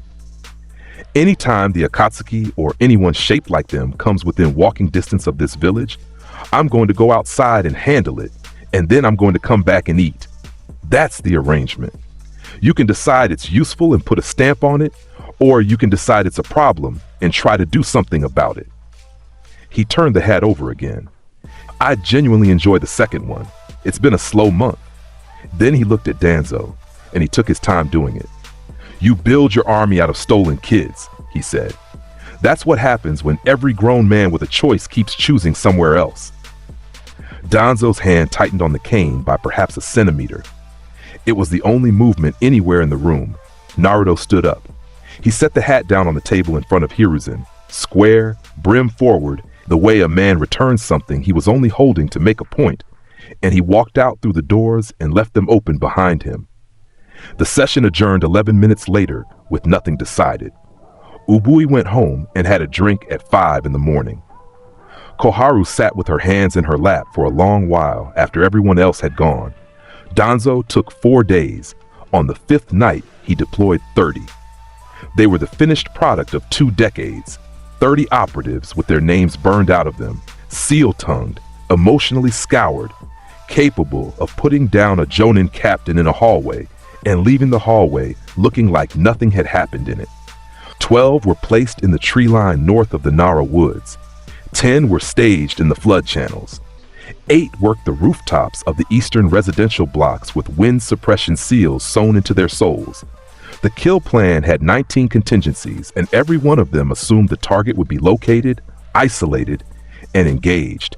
Every one of them assumed the target would be found. An Anbu in a boar mask watched most of it from the water tower on the eastern hill. Because Hiruzen had assigned a standing tail to the boy 3 years ago and had never once received a report that made him feel better. What the boar-masked man wrote afterward became the only surviving account, and he wrote it in a hand that got steadily worse toward the bottom of the page. It began with the boy stepping out of his apartment window onto the fire escape at 11:40. He wasn't running. He came down the alley at a walk with his hands in his pockets, and he turned left at the corner where a rational person would turn right. And the first root agent, third in the northern element, 40 meters up a tree with a suppression seal live on his chest, went off the branch before the leaves had finished moving. There was no exchange. That was what the boar-masked Anbu kept circling in the report. An engagement has two halves. This had one. The boy walked under the tree and reached up without breaking stride the way you reach for fruit. And the agent came down through the branches already limp and hit the loam, and the boy kept going north. 4 more in the tree line. He took them in the order they existed, which was the order they were spread across 300 meters of woodland, which meant he was going in a straight line while they were trying to converge, and convergence takes signals, and signals take seconds. 2 of them managed to draw. One got a tanto up to guard height. The boy walked through the guard and the arm holding it and came out the other side of the position without slowing. The flood channel element heard nothing at all until the man at the mouth of the channel stopped answering. They tried the thing they had been drilled to try, which was to stop being 10 men in a line and become 10 men in a sphere, 10 angles, no back. It is a good formation. It has worked on cagey level opponents. It relies entirely on the assumption that the thing in the middle of the sphere has to look somewhere. He came down through the top of it. The concrete channel floor took the impact and stopped being a floor. 2 agents went into the walls at chest height and stayed in them. The others got perhaps a second and a half of actual combat, which is longer than anyone else managed that night. And the boar-masked Anbu on the tower registered it as 3 flashes of gold light down in the culvert, and then a silence that went on so long he thought his own hearing had gone. The rooftops were worse. The rooftops were where the boy started enjoying himself. He came up onto the tiles behind the second agent in the eastern line and let the man feel him standing there, which is a thing you can do to a person who has been trained for 20 years to feel nothing. And the agent turned around, and the boy said something that the Anbu on the tower was too far away to hear. Then he put the man through the roof, through the second floor, and into a rice merchant storeroom, where he would be found in the morning under 400 kilos of grain with both legs turned the wrong way. The last 3 broke. They were the best of the 30, and they lasted longest, and it made no difference at all. And when it became clear that the mission had ceased to be a mission 20 minutes ago, they did the thing the manual says to do, which is scatter on 3 vectors so that at least one carries the intelligence home. They got maybe 60 meters apart. The boy stopped in the middle of the empty market square, and the boar-masked Anbu saw him plant his feet and open his hands at his sides, and then the square lit up, key pulse. It went out from him in every direction at once, a hemisphere of white gold that did not aim, did not track, and did not care which of the 3 vectors anyone had picked. It crossed the square and the 2 streets beyond it in the time it takes a lamp to come on. Every awning on the west side came down. The pulse caught all 3 of them at different distances, and it treated all 3 of them the same way. And the boar-masked Anbu, 200 meters off with a mask over his face, put his forearm across his eyes and still saw the after image for an hour. When it faded, the boy shook out his hands like a man drying them and walked home, and was back inside his apartment with the window shut before the last of the dust had come down. The report Danzo filed at dawn said 30 operatives lost during an extended reconnaissance exercise in hostile terrain. There was nobody left in Konoha to submit that report to who did not know exactly what had happened, which was the part that had never occurred in his 40 years of doing this. Hiruzen read it standing up. He set it down on the corner of his desk. He never filed it, never sealed it, never destroyed it, and it sat there gathering a fine layer of dust for the rest of that year, like a stone somebody had put on his desk to make a point. The civilian council stopped calling emergency sessions. They did it without announcing it, the way a room stops arguing when the argument turns out to have a witness. And Danzo Shimura sat in his compound for 7 days with the doors shut, and on the 8th day he did something he had last done in his 30s, when he was young and unfinished and still capable of being wrong out loud. He recalibrated. Sasuke Uchiha left at 2 in the morning 19 days later, and he packed 3 things. The clan scroll from the shrine beneath the burned-out hall went into the bottom of his pack, wrapped in oilcloth. The Hutai 8 went around his forehead, tied, because leaving with it in a pocket felt like an admission. And the 3rd thing came with him, whether he packed it or otherwise. 3 tomoe in a curved pattern at the base of his neck that had been asleep for 11 weeks, waking up now, warm as a hand pressed against his skin. He had thought about it for 14 days and made his peace with the distance between thinking and doing on the last of them. Naruto knew before Sasuke reached the street. He had been reading that seal for months, the way you read a splinter under a nail. An off note in a signature that was always slightly overpressurized, always straining against something at the base of the skull. At 2 in the morning, the strain went out of it. It smoothed. It settled the way water settles when the hand comes off the surface, and underneath it, the very small key signature that Naruto had trained himself to read separately from chakra turned south. He was out the window before his eyes had finished opening. The Valley of the End is 11 kilometers from the southern gate, and Sasuke had a route worked out that avoided 4 patrol lines. He was proud of the route. He made good time. Naruto was on the Hashirama statue's shoulder when he arrived, lying back with his hands behind his head and both boots up on the stone knuckle, watching the falls throw spray into the moonlight. It was 140 meters of carved granite. The Uchiha statue faced it from the other bank across the water, and the 2 of them had been standing there staring each other down since before anyone alive had been born, which was why Naruto had picked that spot, and why he had said nothing for the first 11 minutes he sat on it. Sasuke stopped at the statue's feet and looked up. "Nice night for it," Naruto said. "Move. Come up here. The view's better, and you're going to be standing there a while." Sasuke stayed where he was. Naruto sat up, dropped 140 meters, and landed on the shelf without bending his knees, and the stone under his boots did nothing because he had chosen for it to do nothing. They looked at each other in the dark, with the falls making their noise behind them. "I know about the seal," Naruto said.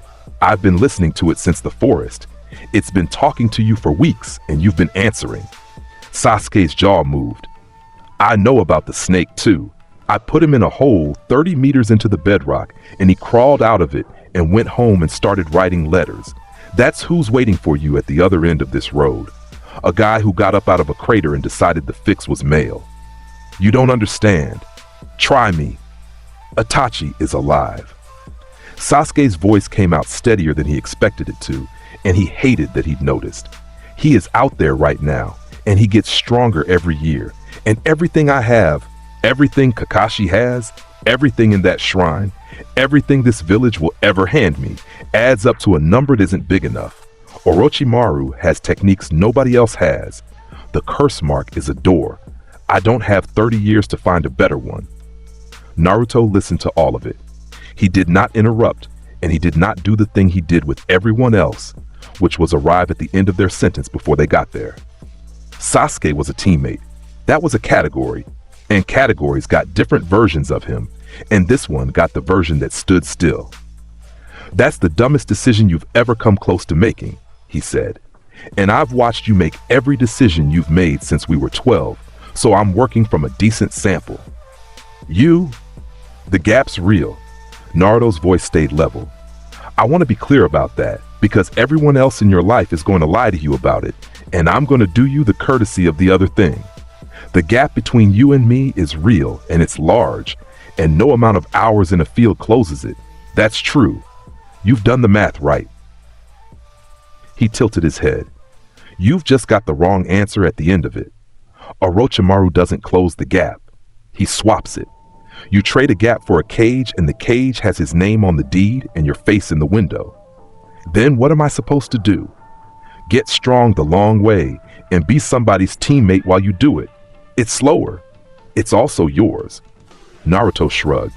"You've already seen what I can do, and you're still going to walk into a snake's mouth looking for a shortcut." Sasuke opened his mouth. The Sound Four came out of the tree line at the valley's edge before he got a word out of it. They came in already burning. That was the part nobody in the later reports could make sense of. 4 of Orochimaru's elite arriving at a retrieval with their curse marks at stage 2 from the first step, because the briefing they had received on a certain riverbank 2 kilometers east of Konoha had been read aloud twice and then read a third time by Kabuto with annotations. Jirobo came out of the trees red-skinned and horned with his arms gone thick as barrels. Kidomaru split into 6 limbs and a third eye and a hide the color of old copper. Tayuya's skin went brown and her horns curled back off her skull, and she had the flute up before her boots touched stone. Sakon came last with Yukon's face pushing out of his shoulder, and both of them wearing the same expression. The pressure of 4 stage 2 transformations hitting at once on a stone shelf will fold a Jonin team. It has twice. Naruto finished looking at Sasuke first. He held it a beat longer than he needed to, and then he turned around and put his hands in his pockets. What's wrong? Aren't you going to try a bit harder? Or is that the best you can do? Jirobo charged. He weighed 260 kilograms in that form, and the shelf cracked where he pushed off it, and he came in low with both arms wide to take the boy around the middle and drive him into the granite. It had worked on a Kumo Jonin in a canyon 3 years earlier. He had felt the man's spine go. Naruto caught him by the collar. The charge stopped. All of it. All 260 kilos of momentum, arrested by a fistful of fabric and a wrist that turned about 4 inches. And Jirobo's boots left the stone, and his eyes came around and found the boy's face at exactly the moment the boy shifted his hips. He went into the cliff wall on the eastern side of the valley at a height of about 40 meters. The granite took him in to the shoulders. It did not crack outward the way stone does when something bounces off it. It closed around him, which meant the impact had gone all the way in, and the sound that came back across the water was one flat report and then a long slide of scree coming down the face. He was dead before the scree finished falling. Kidomaru had been building the arrow since the first step out of the tree line. It was the technique that had cost him a year of his life to develop. Golden web spun into a shaft, compressed to a density that punched through chakra armor, fired from a bow made of his own reinforced arm, and guided in flight by a thread he kept between his teeth. 2 failures in recorded combat, both against distances beyond his range. He fired it at the base of Naruto's skull from 90 meters. Naruto caught it between 2 fingers without turning his head. He looked at it for a second, turned it, examined the spin on the fletching, actually seemed interested, and then he flicked it back. Triple velocity. It crossed 90 meters in a fraction of the time it had taken going out. And it went through Kidomaru's left shoulder and kept going and buried itself in the Hashirama statue's granite thigh, with 1.5 meters of shaft still sticking out into the air. And Kidomaru was on the end of it with his feet off the ground and all 6 of his hands opening and closing on nothing. He screamed. He would keep screaming for a while, and a Konoha retrieval team would cut him off that statue 6 hours later with a chisel and a very long conversation about jurisdiction. And for the rest of his life, he would be the only member of the Sound Four with a full memory of the night. Tayuya put the flute to her lips. Doki. 3 of them, coming up out of summoning smoke on the shelf. Enormous, bandaged, mouths sewn shut, each one strong enough to take a Chunin's head off with a swing. She had run this formation 11 times and it had ended 11 fights. Naruto raised one hand at hip height and let out a pulse. It went out from him in a ring, gold on the leading edge, and it crossed the shelf and hit all 3 Oni at the same instant, and they came apart on contact. There was no wound and no stagger. The summoning simply stopped being able to hold together in the space where that energy was, and 3 tons of demon unmade itself into smoke and blew off the shelf into the falls. Tayuya was still holding the note. She heard it die in her own instrument. He crossed the distance to her in the time it took her to lower the flute, and she got one look at his face from 1 meter away, and the fight ended with a single motion at her wrist that broke the flute in half and left her sitting down hard on the stone with both hands empty and her ears ringing. Sakon and Yukon split. They did it fast, and they did it right. Yukon peeling out of his brother's body in one wet motion, and the two of them hitting from opposite sides at the same instant, which is a genuinely difficult attack to answer because it requires a defender to have two fronts. It had killed Akira Hunter Nin the previous winter. Naruto took one in each hand. He caught them by the collars, one left, one right, and brought his arms together, and they met in the middle at the speed he chose. The sound was one impact rather than two. Then he brought both arms down. The stone shelf of the Valley of the End is 9 meters of granite laid over bedrock, and it has held since the founding, and it developed a fracture that night that runs from the base of the Hashirama statue out to the lip of the falls and can still be seen from the water. The brothers went into the bottom of the crater together and stayed there. Total elapsed time from Jirobo's charge to the crack in the shelf was 2 minutes and 50 seconds. Naruto straightened up. He looked around at the wreckage, the embedded shape in the cliff face, the 1.5 meters of golden shaft in the statue's thigh with a man on the end of it. The scorch rings burned into the granite where the pulse had gone out. The crater. And he found Tayuya on her feet at the tree line, already 20 meters into a sprint, running flat out with the broken flute still in her hand. He watched her go and let her go, because she was the least irritating of the four, and he had been in a decent mood before this started. Then he turned back to Sasuke. He said nothing. That was the whole of it. He had just walked through Orochimaru's elite guard in under 3 minutes on a piece of ground built to commemorate the end of a war between their two clans, and he did not say a single word about what he had demonstrated, because saying it would have made it smaller.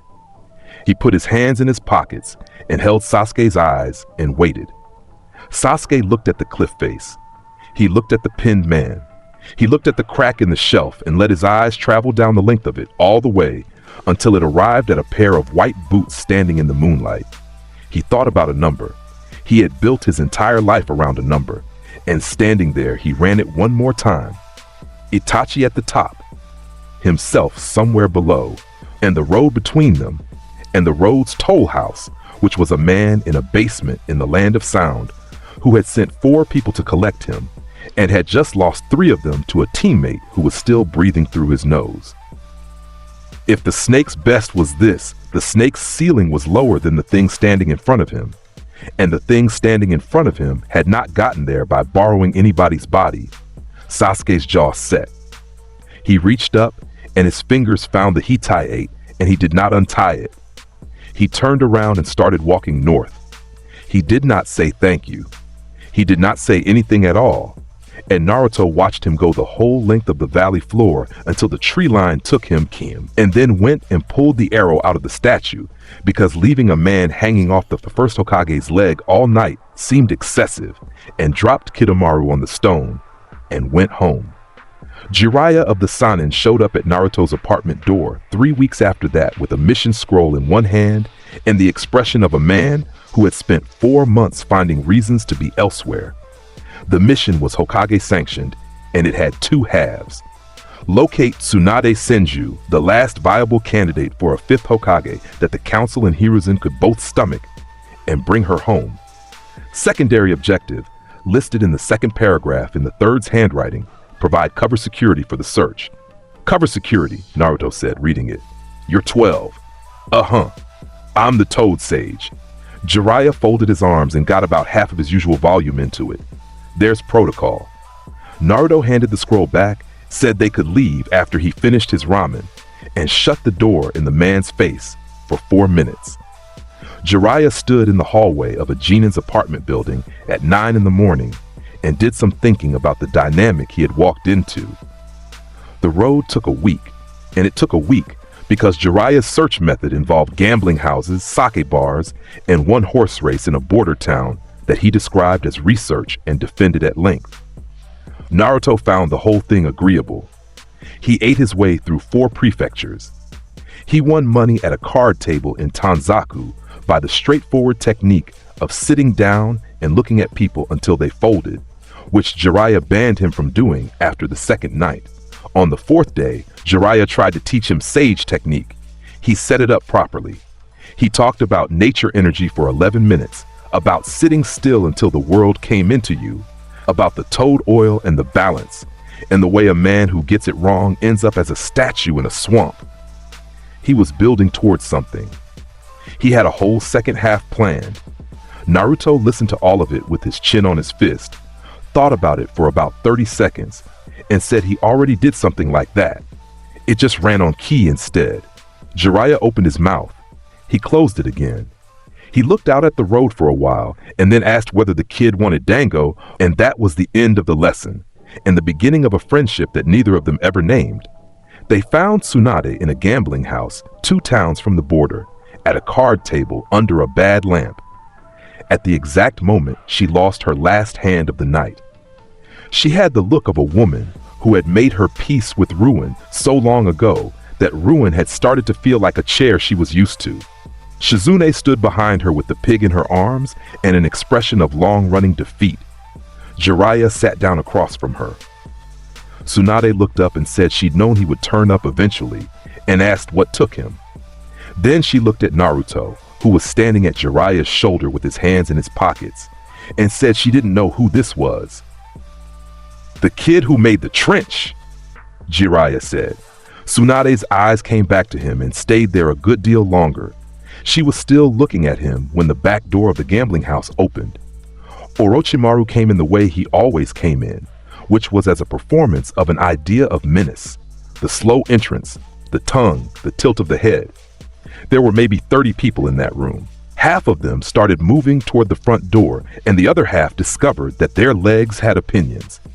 A dealer named Machiko, 26 years old, 4 years on the tables, went down behind her own station with her hands over her head and stayed there for the entire next 11 minutes.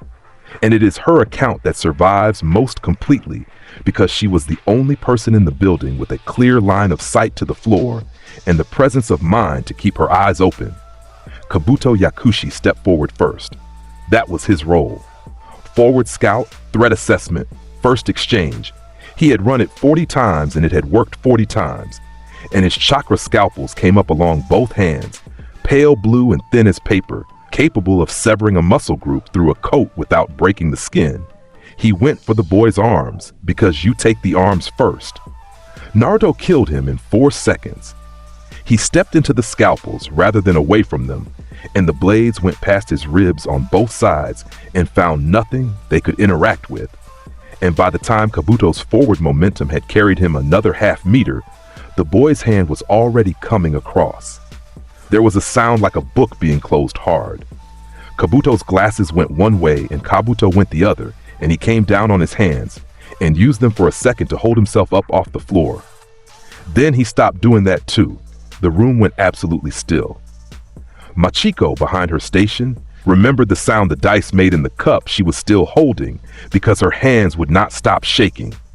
Orochimaru looked at the space where his right hand had been standing. He kept his face arranged. That took something, and everyone who knew him would have been able to tell it took something, and there was nobody in that room who knew him. He turned to Naruto and produced the warmth, the specific patronizing warmth he applied to things he intended to own. "You've grown," he said. "I have thought about you a great deal, and I will confess I underestimated you in the forest, which is a thing I say to almost nobody. There is a ceiling in that village. You have already touched it. Everything they can teach you, you learned by accident at 8 years old, and they have been afraid of you ever since." His smile widened. "I am never afraid of talent. Come with me and I will show you what you actually are." Naruto looked at him with nothing at all on his face. "I watched you put your hands on my teammate in a forest, and you healed enough to come out here and try this." He tilted his head. "You're slower than you were, even in that body." The warmth went out of Orochimaru like a light going off behind a window. He shed the skin. It came up through him and out of him in one continuous motion, the human shape splitting at the crown and peeling down and away, and what came out of it kept coming. A white serpent, the color of bone, 40 meters of it and then 80, made of thousands of smaller snakes wound into one enormous braided body, and it went up through the roof of the gambling house and took the roof with it. Beams came down. the front wall went. Machiko crawled under the card table and stayed there. Jiraiya had Tsunade by the arm and was already moving her toward the back. The serpent uncoiled into the street outside and filled it, wall to wall, the head rising past the second-story balconies, with its yellow eyes finding the small figure walking out through the hole where the front of the building used to be. Naruto stepped over the rubble into the road and looked up at it. And then something happened to the air. Jiraiya felt it from 40 meters back and grabbed Tsunade's wrist hard enough to bruise her. And she was about to tell him what she thought of that when she felt it too. It came up through the soles of their feet. The dust in the street stopped drifting and started lifting. Every loose tile on every roof for a block began to rattle in place, all of them at once. A sound like applause starting somewhere underneath the world. Naruto rolled his shoulders. The gold came up around him and it kept coming, past where it had stopped at the river, past the boundary that had been the edge of the thing for as long as he had been able to do it. And the column of it went up between the buildings and through the whole street into daylight. His hair stood and burned. His eyes went teal. The pressure went out and then folded back in on itself and compressed until the air on either side of him bent, and the two buildings flanking the road groaned in their frames and leaned away. Underneath the street, a water main ruptured. "This is better than I thought. I feel incredible." He said it the way a man says it when he takes a first breath of cold air at altitude. Tsunade Senju had stood on the field at the Second Great War. She had held Akage's intestines inside Akage's body with her bare hands while artillery came down. She heard a 12-year-old say that sentence in a street in a gambling town and felt every hair on her arms come up. "What is that?" she said. Jiraiya, who had spent 40 years being the person in the room who knew things, told her honestly that he had no idea. The serpent struck. 80 meters of body moving at once, jaws opening wide enough to take a house, and Naruto went under the strike and came up the side of the neck and hit it 3 times before the head had finished arriving where he'd been standing. The impacts blew craters in the coils. Each one caved in and each one filled back in from the mass around it. Because the serpent was thousands of snakes, and losing a few hundred of them was an accounting matter. Orochimaru's voice came from everywhere along the length of it. "You cannot kill what is not one thing." The coils came around him from 4 directions. Constriction pressure that had crushed a fortified gate in the land of rice, and Naruto let them close and then straightened his arms, and the whole braided mass blew apart outward and took the front of a bathhouse with it. The serpent spat Kusanagi from its mouth in a stream, blade after blade, an entire armory of them fired like arrows down the length of the street. Naruto walked into it. Steel came off him and went into walls and door frames, and one of them stuck in a wooden sign that said "Best Noodles in 3 Provinces." Then the head came down from directly above with the whole body's weight behind it. A hammer strike meant to end things. And Naruto put his right hand out to the side, spirit sword. 6 meters of it this time. Gold with a white core, so bright the wet street beneath it steamed, and the paint on the shop fronts blistered from 3 doors away. It came up in a rising cut and went through the serpent's midsection, like the midsection had agreed to it beforehand. And 40 meters of white coil came off the rest of it and hit the road and thrashed and began to re-knit. That was when Orochimaru committed to the only thing he had left. Living corpse reincarnation is the technique. It is the reason he had outlasted 3 wars and every enemy he ever made. The ability to tear himself free of a failing body and pour into a prepared one. Mind and technique and 40 years of accumulation carried across in a single transfer that takes 11 seconds and has never been interrupted. Because interrupting it requires reaching a thing that is halfway between 2 states. The white serpent's mouth opened and the emerging body started to come out of it. The pale torso, the arms, the black hair, half formed, half committed, riding a stream of energy out of one shell and toward the next. Naruto reached into the mouth and grabbed it. He closed one hand around the emerging body's throat at the point of transition, and he stopped. Machiko, under her card table, could see the street through a gap in the boards, And this is what she described to the investigators who came the following week and to her grandchildren for 50 years afterward. A boy on fire holding a man half out of a snake's mouth, and the man's arms and legs kicking in the air, and the boy standing there like he was holding a bag of groceries and had forgotten which pocket the key was in. Orochimaru could not go forward. He could not go back. He was suspended between two bodies with a hand around the part of him that did the traveling. And for the first time in 41 years, he encountered the sensation of a door being held shut in front of him. Something in him gave way. It came apart all at once, and it came out through his face. This was a man who had run from death longer than most villages had existed, who had burned through hosts he could no longer name, who had traded off his humanity in pieces because permanence was worth any price.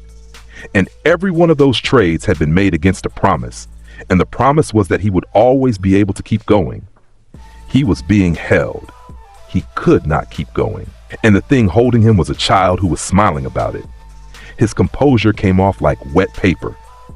What came through underneath was raw and genuine and absolutely terrified, and his eyes went wide and wet, and a sound came out of him that had nothing of the Saiyan in it at all. Naruto looked at that with mild surprise. "Are you seriously crying?" He dropped him. The transfer completed because Naruto let it complete, and Orochimaru poured the rest of the way out and landed on the wet road on his hands and knees in his own body, whole, breathing, snot and tears on his face, and both hands flat on the stone. Naruto had let go for two reasons. Killing a man halfway between bodies makes a mess that takes hours. And he wanted the man to be able to look up. Orochimaru looked up. Naruto hit him once in the chest. It was a straight punch with the ki focused down to the size of a fist and no wider, because the street was full of buildings, and the buildings were full of people. Every rib on Orochimaru's left side let go at the same instant. He went backward through the gambling house wall, through the wall of the bathhouse behind it, through a storeroom, and came to rest in the drainage ditch at the back of the third building, down with his legs in the water and his ruined chest making a sound like a bellows with a hole in it. He got out through the earth. That was the only thing left in him that still worked. A hand slapped into the mud, a summoning too small to be worth naming, and a serpent the width of his own body opening the ground and taking him down into it. He crawled for 11 kilometers underground on broken ribs, the whole way in the dark, with wet earth against his face and his own blood in his throat. He tried and failed to stop doing a thing he had never done. He kept replaying the moment the boy's hand closed. Fear was a thing he had studied. It was the medium he had worked in for 4 decades, and he had honestly believed himself to have been permanently excused from experiencing it, the way a doctor is excused from being surprised by an organ. Now it was inside him and it would not come out. And worse than the fear itself was the indignity of it. And worse than the indignity was the question that came in behind them both, arriving late and going nowhere. 41 years. Every technique, every body, every name he had crossed off. And a child had touched him one time and made him feel this. What exactly, he thought in the dark, under a road in a gambling town, had he been buying? Back in the street, the gold went out of Naruto like a fire going down, and he shook out his right hand and looked around at the damage with a certain amount of embarrassment. Tsunade Senju walked out into the road past a dead man with cracked glasses and stood looking at a boy in white boots. She agreed to become Hokage before they reached the next town. She did it without ceremony. She said yes on the road at midday between one step and the next, and then asked Jiraiya whether the next stop had sake, and Jiraiya said probably, and she said good. Orochimaru surfaced in the land of sound 6 days later, in a room with no windows, and spent 4 weeks with his ribs bound while what remained of his organization tried to look busy. Then he stopped running numbers. That is the point that every strategist eventually reaches, when the options have been narrowed to the ones you promised yourself you would never take. And the man who reaches it always does the same thing, which is set fire to the board. He invaded Konoha on the 14th of the month with the sun coming up behind him. There was no infiltration this time, no genjutsu, no false kage, no 2-week seeding of agents in the walls. He came up the eastern road at dawn with 1,100 sound shinobi behind him, and Manda summoned at full scale. And the boss of the snakes came over the eastern rise and blocked out the sunrise and the gate guard on duty, a chunin named Tatsu, who had made rank 2 springs ago and had once been told by a woman named Rika to watch and never blink, hit the alarm bell so hard he broke the pull rope. Manda took the eastern gate in one motion. 40 tons of reinforced timber and iron banding went up in the air and came down inside the wall and killed a fruit cart. The Eastern District evacuation started 6 seconds later, and it started well, because Tsunade Senju had been Hokage for 19 days and had spent 11 of them rewriting the evacuation protocols on the grounds that the old ones assumed the enemy would announce itself politely. Behind Manda, the ground opened in 2 places, and 2 coffins came up out of it in pure world reincarnation. The lids came off. The first Hokage stepped out of one with his hair moving in the wind and his eyes gone black and blank, and the second stepped out of the other, and 1,100 sound shinobi came through the broken gate around their feet. A letter had arrived at the tower an hour earlier. 1 line in a hand. Tsunade recognized from a photograph she had thrown away 30 years ago, Naruto Uzumaki in exchange for withdrawal. She read it, put it face down on the desk, and told the Anbu commander to get every civilian west of the market square and to give her a runner every 90 seconds. She did not send for Naruto. She had learned in 19 days that sending for him was an activity with no relationship to whether he arrived. He was in the village for 4 minutes. Naruto came in from the north over the rooftops and landed in the middle of the eastern avenue directly in Manda's path, in front of 180 meters of purple-scaled boss summon, and he looked up at it with his hands in his pockets. "We've met," he said. "You remember how that went?" Manda stopped. That detail is in 3 separate written accounts, and every one of them mentions it. The boss of the snakes, mid-advance, with a village in front of it and its summoner screaming at it from a rooftop, came to a halt in the street and looked down at a boy, and the great flat head pulled back perhaps a meter, and something in the way it held its coils changed. Naruto put his right hand out to the side. Spirit Excalibur. The blade came out of his palm and kept coming. 6 meters, 12, 20, 30. The gold shaft climbing past the rooftops and past the water towers with the white core throwing every shadow in the district flat and long. And at 40 meters it stopped growing and stood in the morning air over the eastern quarter of Konoha, like something a god had left leaning against the world. Every window on the avenue turned gold. He cut twice. The first pass took Manda across the midsection at a rising angle.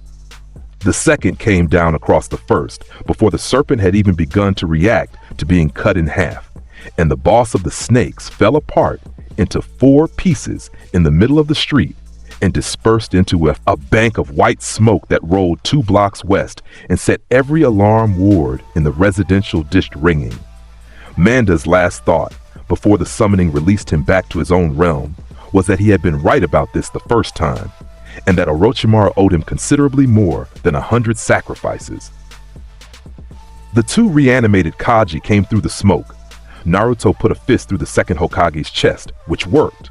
The body folded backward off the street and hit a shop front and stayed there for about 2 seconds. Then the ash reassembled.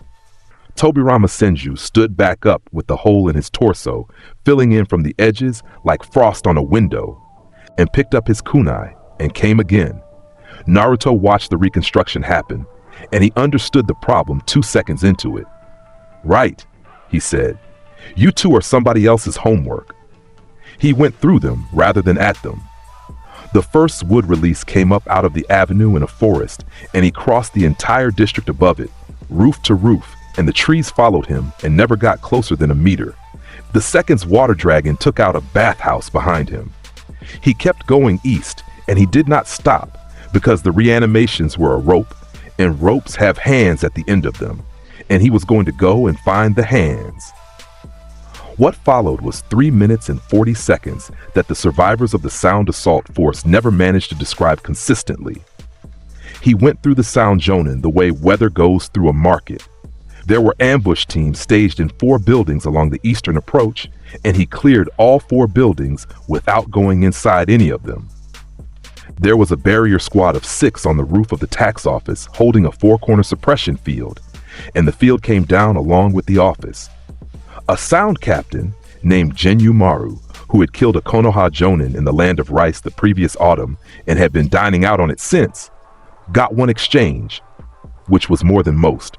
Kakashi Hatake stood at the mouth of an alley on the 3rd block with his Sharingan uncovered and his hand on a Chunin's collar to keep the kid from stepping out into the street, and watched a shape go past above them so fast that his eye, which had recorded and reproduced 1,000 techniques, registered it as a change in the light. "Sensei," the Chunin said, "was that? Get to the shelter." He found Orochimaru behind the eastern district in a prepared position under a warehouse awning, standing at the center of a command array with 4 bodyguards and both reanimation anchors laid out on the ground in front of him in a chalk diagram. Orochimaru had healed enough to stand up. He had never healed the other thing. He knew from the moment the boy came over the warehouse roof and landed at the edge of the array. He had spent 5 weeks telling himself that the reaction in the gambling town had been a physiological event, an artifact of the transfer being interrupted, and he stood in his own array with 1,100 men fighting a village on his behalf, and felt the exact same thing arrive in his chest on schedule. He fought anyway. Professionals do. He came at Naruto in his true body with the cursed seal pushed to its outer limit and the kusanagi in both hands and the reanimations dragged back from the avenue to flank. 8 snakes came out of his sleeves. The array under his feet fired a lightning grid designed by 3 of his own researchers to lock Akagi in place. The second Hokage's water dragon came in from the left, and the first's wood dragon came in from the right, and every one of those things arrived at the same point in space within a half second of each other. The 4 bodyguards were removed from the engagement in the first exchange and are worth no further mention. Naruto had decided this before he arrived. That is the part that matters, and it should be stated plainly, because he did not work up to it in the middle of the fight, and he did not have a moment of resolve. There was a ledger. A man had put his hands on a teammate in a forest, had tried to take another one out of the village through a valley, had rolled 30 corpses through a market district by proxy, and had now walked 1,100 armed men through a gate that had a Chunin standing behind it. The ledger had a total at the bottom. Naruto looked at the total the way he looked at everything, which is to say he did not argue with it. He came out of the lightning grid with his hair gold and put both hands together at his hip. There was time for Orochimaru to see it and to understand it. Naruto gave him that, and only that, final Kamehameha, at the output of a man who has done the geometry of the buildings behind his target. It left his palms as a column 4 meters across rather than 60, blue-white with the gold spiraling on the outside, and it crossed the 11 meters between them in no time worth measuring.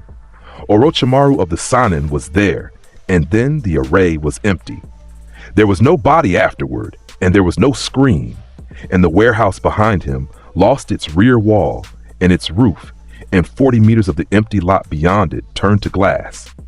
The beam went up at the end and put a hole in the morning cloud. Both reanimations came apart in the street 4 blocks away in the middle of a swing, the ash going out of them all at once, and the first Hokage's face, in the last half second before it stopped being a face, did something that the 2 Chunin watching from a doorway swore afterward had been relief. The sound forces broke inside 4 minutes. They broke the way an army breaks when the reason it is standing there stops existing. And the Anbu took 200 prisoners in the eastern quarter and chased the rest to the tree line and let them go. The whole invasion, from the gate to the last man out, lasted 38 minutes. Tsunade Senju stood on the roof of the Hokage Tower on the 19th day of her administration and watched the smoke go straight up out of the eastern district in the windless morning. Shizune came up beside her with the casualty board and read it out. 4 dead, 31 wounded, the gate destroyed, the tax office destroyed, 209 civilian structures with damage. Tsunade heard the number 4 twice, before she believed it. Kakashi Hatake stood in the middle of the Eastern Avenue an hour later with his hands in his pockets, looking at a street he had walked down every day for 11 years, which now had a boss summoned smoke residue on the walls and a 40-meter cut through the paving stones where something had come down and kept going. He filed no report about it. He had run out of ways to phrase things. Sakura Haruno did not fight. She spent the entire 38 minutes in a shelter under the academy with 60 children and 2 other genin, doing head counts, holding a 5-year-old's hand, and being the person who stayed steady, because the alternative was 60 children finding out that nobody in the room was. She learned something in that basement that no amount of training had been able to hand her.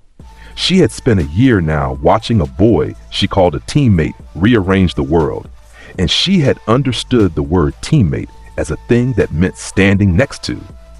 Down there, listening to the ceiling take an impact and hold, she understood it as a thing that meant somebody is between you and it, and the only decision available to you is what you do with the room they bought.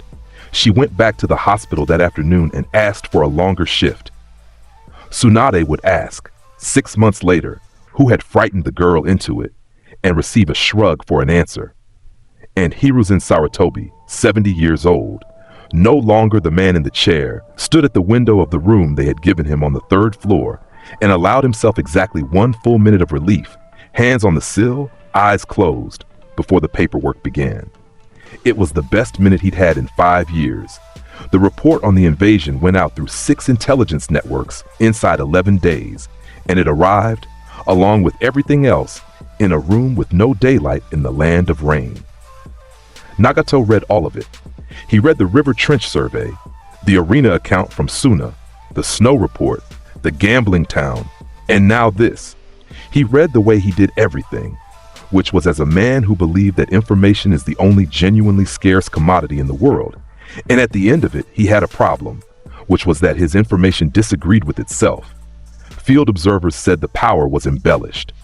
Half the accounts read like folklore. Deidara had put money on the mountain story being inflated, and had said so at length, and Kasame had come home from a river with 1 arm working and a missing sword, and had confirmed nothing useful because he refused to discuss it. The trench was on every survey map in 5 countries.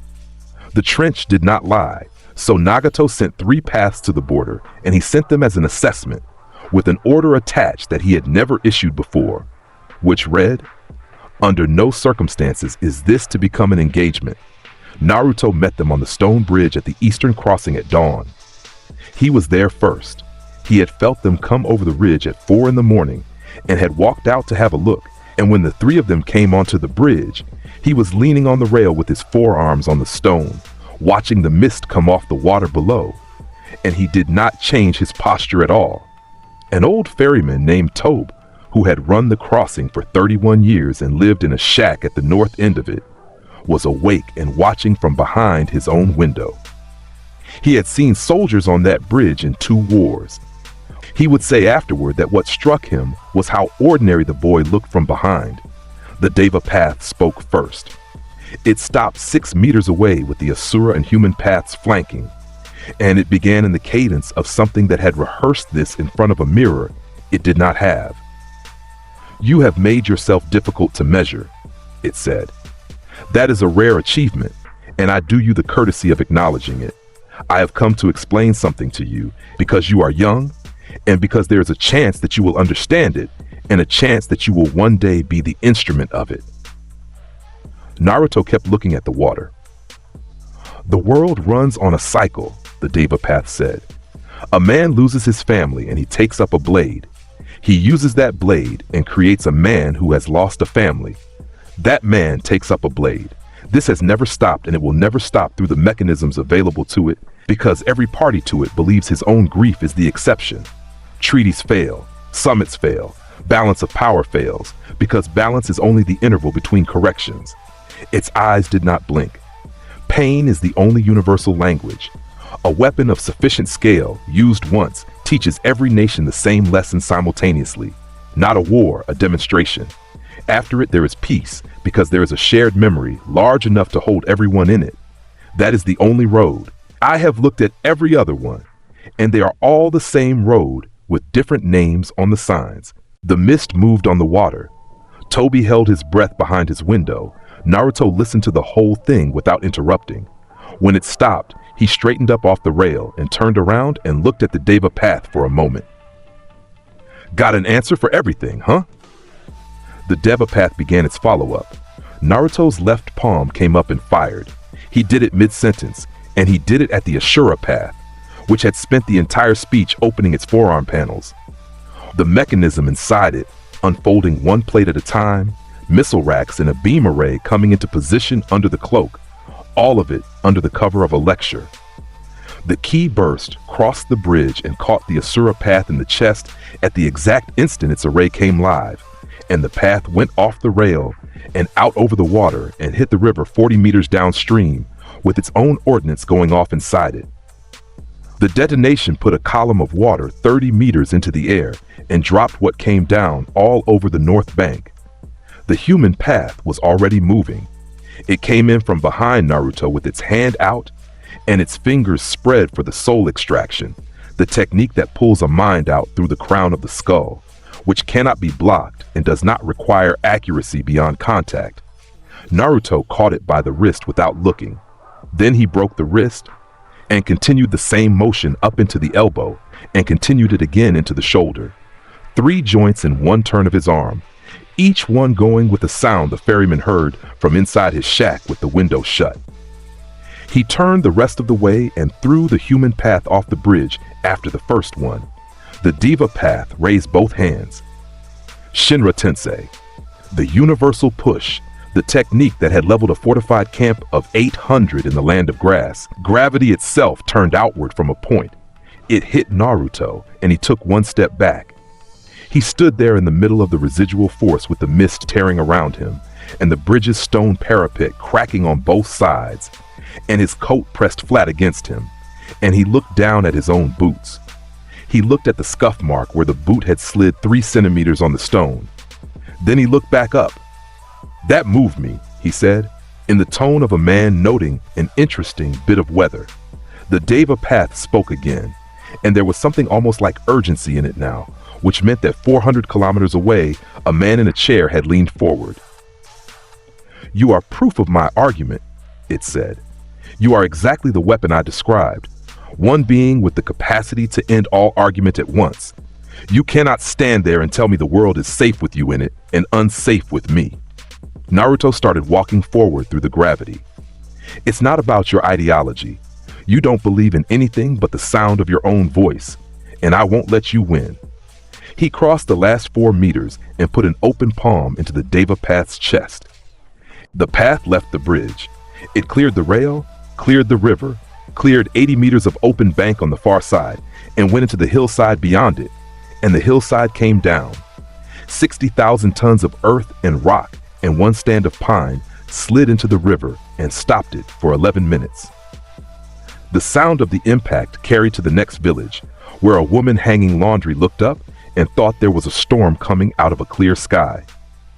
400 kilometers away, in a tower in the rain, Nagato felt 3 of his paths go out in sequence. He was accustomed to losing paths. It was an operational cost, and he had a replacement pipeline. What he had never experienced was the specific texture of that final disconnection. The Deva path's perception cutting off not from destruction, but from an impact force that his Rinnegan, which had recorded every technique it had ever encountered, had no comparable entry for. The number arrived in his mind without a category to file it under.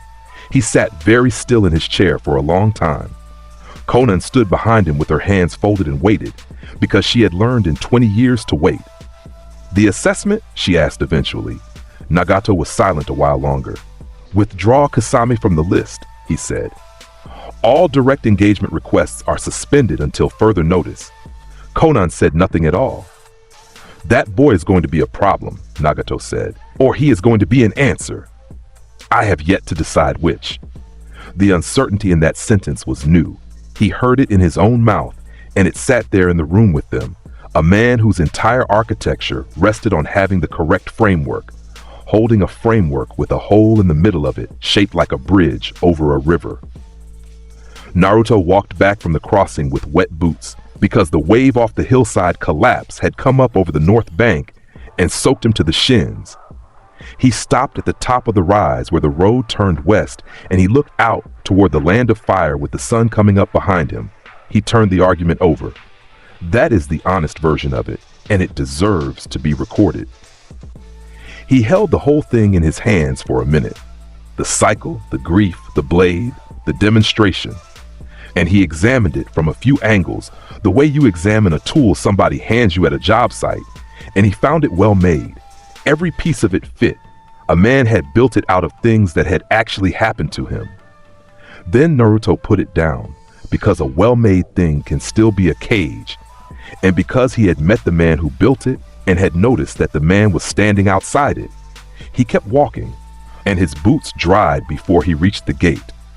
Danzo Shimura had lost 30 agents, the council, and his external proxy, in that order, over the course of 4 months.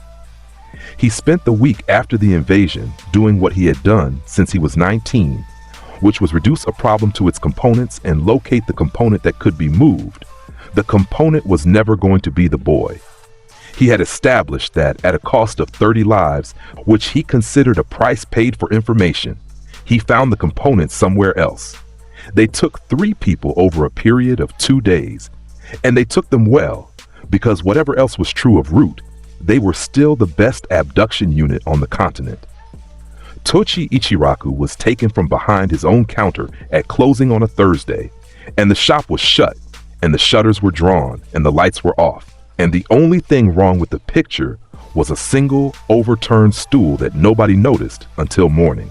Konohamaru Sarutobi was taken from a training field behind the academy where he practiced alone every afternoon because his tutor had been given a schedule that had a hole in it, and the hole had been arranged 11 days in advance by a man who understood that the way you take a Hokage's grandson is to make it look like paperwork. And Hinata Hyuga was taken from the compound during a 9-hour window in which every member of the main branch was at an interclan ceremony in the land of hot water. The branch guards on the eastern wall were dealt with without lasting injury, which was a decision Danzo made and later regretted. Because a dead guard files no report and a living one files it at 4 in the morning, the message reached Naruto at dusk. 1 line on a folded square of paper delivered by a route courier who did not stay. Come alone, and this ends without noise. Naruto read it. He folded it back along the same crease. He put it in his jacket pocket, and then he stood in the middle of his apartment for a second, doing something with his face that nobody was there to see. Then he took a small sealed container off the shelf by the door, the kind medical nin use for transporting tissue, and put that in his pocket too. Because he had thought about the shape of this evening on the way up the stairs, and he expected to need it. He went alone. The walk out is worth describing because it was the longest he had ever taken toward anything. Konoha at dusk with the lanterns coming on, the market packing up, a woman calling her kids in off a rooftop, 2 chunin arguing about a restaurant. He went east through the repaired gate and past the new timber where Manda had taken the old one, and out along the maintained road for 2 kilometers until the maintenance ran out and the terrain went to scrub and broken ground, and then another 3 kilometers north into a fold of hills where nothing grew above knee height. The facility was under a hillside, and it had no windows. It had a single vehicle entrance, disguised as a drainage outfall, and 2 air vents that were sited so well that a Konoha survey team had walked over them twice in 11 years. He knew it was a trap. He had known from the crease in the paper. It had been designed by a man who had spent 40 years building the best ambushes in the shinobi world, and every one of those ambushes had worked. And Naruto walked into this one with his hands in his pockets, because there were 3 people inside it who were only inside it on account of him. There was a ledger for that as well. It was overdue. 40 root agents waited in the corridors. They were the remainder, every surviving body Danzo had, pulled in from 3 prefectures, and they had spent 9 days preparing the ground. Layered suppression seals inked directly onto the walls at 11-centimeter intervals, 340 meters of them, designed by a seal specialist who had spent 5 weeks studying the key readings from the river and had built something intended to dampen an output that his instruments could barely register. Containment fields every 12 meters, blast-rated doors on a staggered close cycle. Naruto came in through the outfall and stood in the first corridor for a moment and rolled his shoulder. 8%, he said, to nobody. That was the number. He clocked it in the first exchange when a root agent came off the ceiling with a wire garrote, and Naruto's hand came up marginally slower than it should have, and he registered the figure. And then he stopped thinking about it for the remainder of his life. What followed was written up by 2 survivors, and both write-ups read like accounts of a flood. He went through that facility the way water goes through a building, finding every gap, filling every corridor, arriving under doors. The suppression seals that were supposed to box him in became walls, and he put people through them. And the seal chains broke where the bodies went in, and the ink stopped, meaning anything from that point forward. A containment field came up at the 12-meter mark on the second level, and he walked into it, and it stayed up for about a second and a half, and then the emitters came out of the walls. Level 2 had a firing gallery, 11 agents in a long room with crossbows loaded with ceiling bolts. They got 1 volley. It was a good volley. 2 of the bolts landed and did their work and reduced his output by another 2%, and the number went from 8 to 10, and it made precisely as much difference as the first 8 had. A root agent designated Ren, 24 years old, taken from a village in the land of rivers at age 4 and given a mask and a number, was positioned on the stairwell at the 3rd landing with orders to hold the descent. She heard the firing gallery stop.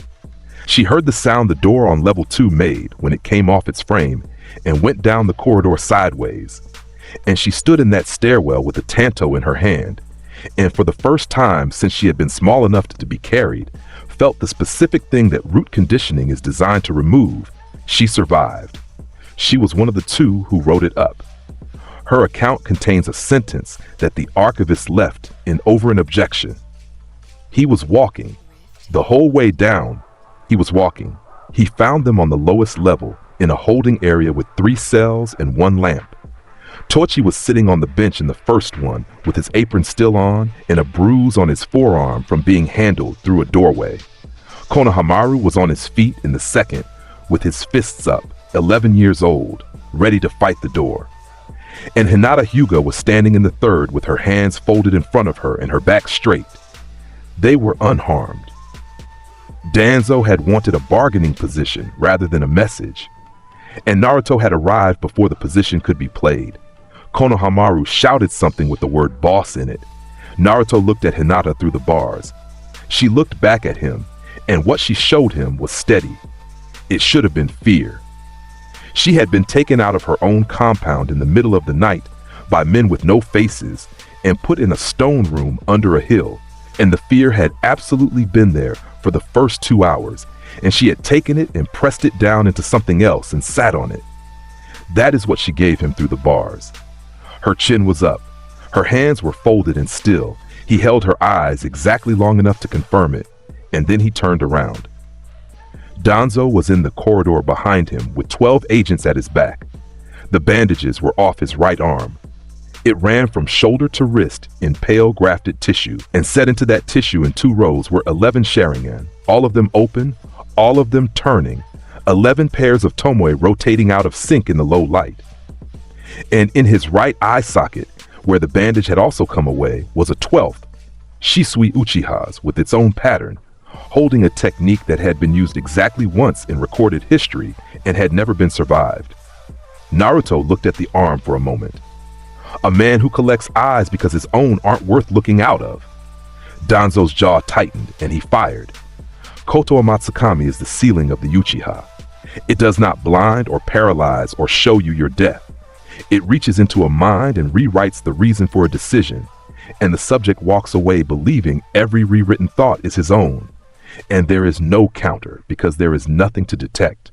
Danzo had spent 10 years waiting to be forced to use it, and he had held it in reserve for a Kage, and he spent it here. Naruto's eyes lost focus. It lasted approximately 1 second, and it was the only second of genuine uncertainty in the whole of his life. Then they cleared. The technique had nothing to hold. Genjutsu works by putting a disruption into the flow of chakra through a nervous system, which requires there to be chakra flowing through the nervous system in the first place. And the boy's nervous system ran on something that had arrived in this world through a tear and a seal and had never once agreed to interface with any of it. Koto Amatsukami reached into a mind, found a substrate it had no purchase on, and slid off. Danzo saw it fail. His face did a thing that none of the 12 agents behind him had ever seen, and that Ren, on the stairwell above, would have paid money to see. The eye had been the last one. He had 11 others in his arm and a technique in his socket that had cost him a friend, a clan, and the last of whatever he had once been able to call himself. And he watched all of it slide off a 12-year-old like rain off a coat. And what came into his face was the specific vacancy of a man arriving at the end of his own plan and finding nothing written there. The 12 agents came forward. They were removed from the corridor in sequence. Naruto did it in single exchanges, one apiece, going down the line without pausing between them. And it took 11 seconds, and it was the least interesting thing he did that night, because there were 3 people in a room behind him, and he wanted this brief. He reached Danzo and took him by the right arm. He did not kill him. That was the decision, and it had been made on the road, in the scrub, somewhere around the 4-kilometer mark, and it should land exactly the way it landed in Danzo's chest when it arrived. Naruto held the arm out flat and put one finger against the first Sharingan. It burst. Focused ki, the width of a needle, and the eye came apart in its socket of grafted tissue with a small sound, and Danzo made a larger one. Naruto moved to the second, then the third. He went down the whole arm, wrist to shoulder, 11 times, and he took his time about it in the way a man takes his time undoing knots. And Danzo Shimura, who had spent 40 years never once making a sound in front of another person, made several. Then Naruto reached up and took the 12th out of the socket. He did that part with more attention than anything else in the building. He removed it whole and undamaged and held it in his open palm for a moment, and he looked at it, and something went across his face that he would have been unable to name. He took the sealed container out of his jacket, put Shisui Uchiha's eye inside it, and closed the lid. Danzo was on the floor. His right arm was a ruin from shoulder to fingertips. Both hands were shaking, and he was watching them shake, and he could do nothing about that either. He had no leverage, no agents, no counsel, no proxy, and no threat available to him in any direction. And the thing that had all of those things was standing over him with a container in one hand. "The next time you make a move toward anyone connected to me," Naruto said. His voice was the flattest it had ever been.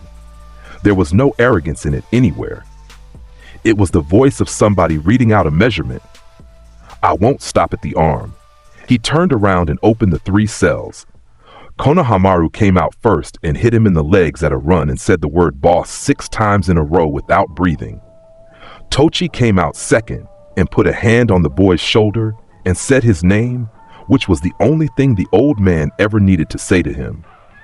Hinata came out third. They walked out through the facility, past the wrecked corridors and the broken seals, and the men who were and were not going to get up. And Naruto took them out through the outfall into the open air, and none of them looked back. It was full night by then. Clear sky, no moon to speak of. The hills black against the stars and the lights of Konoha, a low orange smear on the western horizon, 5 kilometers off. Konohamaru talked for the first 2 of those kilometers, loudly, mostly about what he would have done if the door had been unlocked. Tochi walked with his hand on the boy's shoulder and let him talk. Hinata walked beside Naruto. She said nothing for the whole distance, and nothing was the correct thing, because there was no sentence available that would have improved that particular silence. Their sleeves were close enough that the backs of their hands passed near each other on every 3rd step and never met. Somewhere in the 3rd kilometer, on the stretch where the broken ground gave way to the maintained road, she reached over and took his arm, just the arm, her hand at his elbow, fingers closed around the sleeve, and she did not ask, and she did not look up at him, and she did not slow down. Naruto's shoulders came back about a centimeter. That was the whole of his reaction, and it was the closest he had come, in this life or the one he half remembered, to being caught off guard, and it went unremarked by everyone, including him. They walked into the village like that, and the gate guard on the eastern post saluted and then forgot to stop saluting. 2 days later, before he left for the summit, Naruto put the sealed container on the table in Sasuke Uchiha's kitchen at 6 in the morning, while Sasuke was standing at the counter with a knife and half an apple. Sasuke opened it. He looked inside it for a long time. Whose? Shisui's. Sasuke put the knife down. There's a guy who's had it for a while, Naruto said. He doesn't have it anymore. I figured it belongs with somebody whose name matches. He was already at the door. You don't have to do anything with it. Just don't let anybody else hold it. Sasuke did not say thank you for that either. He put the container in the shrine under the burned out hall behind the scroll, and he never used it, and he never told anyone it existed, and he checked on it once a month for the rest of his life. The 5 Kage Summit was called 11 days after that.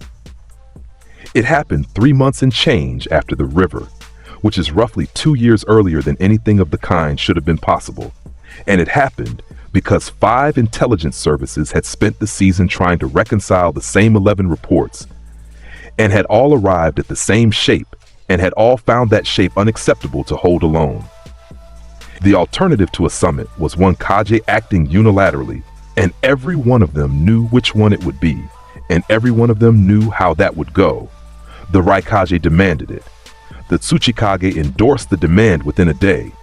The Mizukage said she would come and said nothing else, which is a thing Mei Terumi did when she wanted the room to guess. Suna accepted without conditions and sent the Kazekage and at the end of the delegation list, one name that had been added by hand. The neutral ground was a walled town in the land of iron, high enough that there was snow on the roofs in autumn, with a summit hall built for exactly this and used 4 times in 80 years. The arrival is worth describing. 5 delegations came up the mountain road on the same morning by different approaches, each of them arranged so as to be seen arriving and to see the others arrive. Samurai lined the walls. Nobody spoke to anybody outside their own colors. The specific atmosphere of 5 villages that have all killed each other's people within living memory, occupying the same building, is a thing you can taste, and it tastes like cold metal. Konoha came in with the 5th Hokage at the front, the 3rd half a step behind her at his own insistence, and a 12-year-old in white gloves and a blue tunic, walking at the back of the group with his hands in his pockets. Looking at the architecture, each Kage located him within 4 seconds of entering the hall. Each of them did it differently, and each of them recalibrated. The Tsuchikage found him by sensing for the biggest chakra in the room, failed, swept again, found nothing, and then noticed the boy by eyesight and understood the failure and did not enjoy the understanding. The Mizukage found him because she had been given a description, and the description said white gloves. Gaara found him without looking up, because Gaara had felt that particular pressure once before, while a stadium came down around him, and he had been feeling for it since the road. The Raikage found him and did not stop looking at him. Ao of Kirigakure, standing at his Mizukage's shoulder with the Byakugan under his eye patch, activated it once at the beginning of the session, saw what he saw, and switched it off, and did not switch it on again for the entire summit. A stated first, and A did it standing up, because he had never once in 12 years addressed a room from a chair. We can spend 4 hours doing this politely, he said. I'd rather spend 11 minutes doing it honestly. There is a trench in the eastern land of fire that is 40 meters deep and half a mile long, and it was made in 4.5 seconds by a member of the Leaf's Genin Corps. There is an arena in Sunagakure that had to be rebuilt. There is a mountain in the land of snow that is now 2 mountains. He put one hand flat on the table. A power of that scale, acting on its own judgment, with no chain of command attached to it, is a destabilizing force by definition. This is not an accusation against Konoha. This is a structural problem, and it does not care whose flag it is standing under. The leaf must either place the asset under formal council authority or transfer it to joint Kage supervision with a rotating oversight body. Naruto, at the far end of the Konoha table with his boots up on the corner of it and his eyes half shut, opened them. "Asset," he said. The Raikage looked down the length of the hall at him. "Is that the word you went with? Sit down and address the assembly through your Kage boy." Naruto took his feet off the table and stood up. He walked out of the Leaf delegation, past Tsunade, who made no move to stop him because she had been Hokage for 6 weeks and had learned things, and into the empty circle in the center of the hall, which is the space the 5 tables are arranged around, and which is meant to stay empty during a session. He stood in the middle of it and turned once, slowly, and looked at all 5 tables. Then he spoke, and he did it without any of the volume he used on enemies. "I know what you're afraid of," he said. "I want to say that first because you've all been talking around it for an hour, and it's easier if somebody just puts it on the floor. You're afraid of a thing that can end any of your villages in an afternoon, and answers to whoever it feels like answering to that day. That's a reasonable fear. If I were sitting where you're sitting, I'd have called this meeting sooner." Nobody said anything. "I've read the same history you have. I read it in a library with bad lighting because they wouldn't let me check the books out. Power with nothing above it goes bad. It goes bad every single time, in every country, in every century, and the ones that went bad slowest are the ones people write the longest books about." He shrugged. "So the logic's good. I'm the problem you're describing. I'm agreeing with you." The Tsuchikage started to say something and stopped because the boy kept going. "Here's where we part company. You want to fix it by putting a leash on the front of it.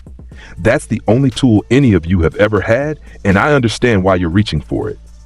But a leash only works if the thing on the end of it believes in the leash, and I'd be lying to all 5 of you if I sat here and said I did." He put his hands in his pockets. "So I'll give you the thing I actually have. I'll be accountable to outcomes.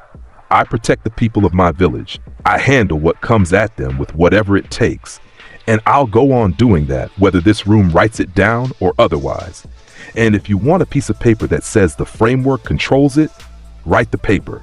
I'll pretend along with you for as long as the framework leaves me alone." Onoki of Iwagakure floated an inch higher off his cushion and found his voice. "Precedent," he said. "You understand nothing about what you are proposing.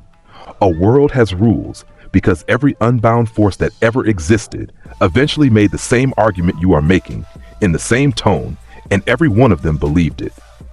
I have been on this earth for 80 years, boy, and I have watched 4 generations of clever young men explain to me why they are the exception. You've outlasted 4 generations of students and told every single one of them they were wrong," Naruto said. "Ever sit down and look for the common factor?" Somebody at the Kiri table made a sound and turned it into a cough. Onoki's face went a color. The Raikage stood up. He took the Kaji robe off his shoulders and handed it to Darui without looking at him, and stood there in the sleeveless white with arms like structural supports, and said he would like to test the asset's claims personally, and that the assembly could adjourn to the courtyard. Tsunade opened her mouth. Naruto was already walking. They did it on the summit grounds, a flat stone courtyard 60 meters across with snow banked along the walls, 5 delegations at the windows above on 3 sides, and Mifune's samurai on the 4th in 2 ranks with their hands off their weapons, because Mifune had told them personally that whatever happened out there was above their pay grade. The 4th Raikage had not lost a spar in 30 years. That is on the record. His lightning release chakra mode at full output is a body wrapped in raw current at a density that makes the air around him smell like a struck match. And inside it, he is the fastest thing in the shinobi world that runs on chakra. And he had once caught a fleeing jonin over 4 kilometers of open ground and been annoyed at how long it took. He came out of the gate at that speed on the first pass, and Naruto matched it. That was the thing that made the delegations at the windows lean forward. He did not dodge, and he did not block. He moved at the same velocity, alongside, at a distance of about 1.5 meters, with his hands still in his pockets and his head turned to watch the Raikage's face while they crossed the courtyard together. A cut left. Naruto cut left, stopped, reversed, and came back through the center at his absolute maximum, the lightning straight, which had put a man through a stone wall in Kumo the previous spring. And Naruto went with him and stayed exactly 1.5 meters off his shoulder the entire way. And on the far side of the courtyard, both of them came to a halt at the same instant. The Raikage was breathing. Naruto adjusted a glove. "You've got a lot of muscle in that neck," he said. "Shame you used the forehead more than the brain behind it." Came again, and this time Naruto overtook him. It happened between one step and the next. The Raikage was crossing 30 meters at the fastest speed a human being on that continent had ever produced, and the boy simply arrived at the far end first, standing there waiting, and A had to plant both heels and gouge 2 furrows in the stone to stop. He tried the Liger bomb. He got a hand on the boy's tunic, which was allowed, and lifted, which was also allowed, and then discovered that the second half of the technique requires the ground to be somewhere the other party is willing to go. Naruto took him by the belt and the shoulder and picked him up. 6.5 feet and 130 kilograms of the strongest man in Kumogakure went off the ground with his boot heels dangling, and the lightning armor crawling all over him did nothing at all to the white gloves. And Naruto carried him 9 meters across the courtyard at a walk and set him down on the other side of the circle, the way you put something heavy on a high shelf. Then he kept his hand out. He held the grip on A's forearm. He did not let go, and he did not squeeze, and he stood there with his hand out and waited. And the 4th Raikage looked down at a 12-year-old holding his arm in front of 5 delegations, and every possible thing he could do next unrolled in front of him and terminated in the same place. So he did the other thing. He turned his wrist over and gripped back. Naruto held it 3 more seconds and opened his hand and stepped away. The Raikage laughed. It came out of him in one enormous crack of sound that bounced off all 4 walls of the courtyard. The laugh of a man who has just run into something he respects and has no idea what to do with the respect. And he put his robe back on and walked back inside and sat down and did not say another word about supervision for the remainder of the session. Darui, standing by the door, wrote 3 lines in his field book that night, and one of them read, "The boss looked happy." Back in the hall, when the noise settled, Mei Terumi spoke for the first time in 3 hours. She had been waiting for it, and the whole room knew she had been waiting for it, and she did not dress it up. "I have a question, and it is the only one I came with," she said. "Everyone in this building has spent the morning telling you what you are. Nobody has asked what you want." She folded her hands. "What do you want?" Naruto, standing in the middle of the circle, thought about it. He took his time. The hall let him, because 5 Kage and 40 aides had all independently arrived at the conclusion that this was the actual meeting and everything before it had been throat clearing. He thought about a hand at his elbow on a road at night, closing around his sleeve without asking. He thought about an 11-year-old hitting him in the legs at a run and shouting the word boss into his stomach. He thought about an old man in an apron who had said his name and never once, in 12 years, asked what the seal on his stomach was for. He thought about Sasuke Uchiha standing on a roof with a stopwatch in his pocket, going home. And underneath all of that, running the way it always ran, he thought about the dreams. The voice that was 2 voices laughing while the stars went out behind it. The weight of a planet sitting in an open hand like a piece of fruit. The gold. He thought about 2 brass earrings he had made with a rock at 6 years old, and the small click they had made in his chest in front of a puddle, which he had spent 6 years failing to explain to himself and had that morning stopped needing to. He knew what he was. It had taken 12 years and a trench and a mountain and a hand on his elbow, and he had it now, and it required no explanation, and he intended to give none. "A world where the people I care about don't get used as leverage," he said. "That's it.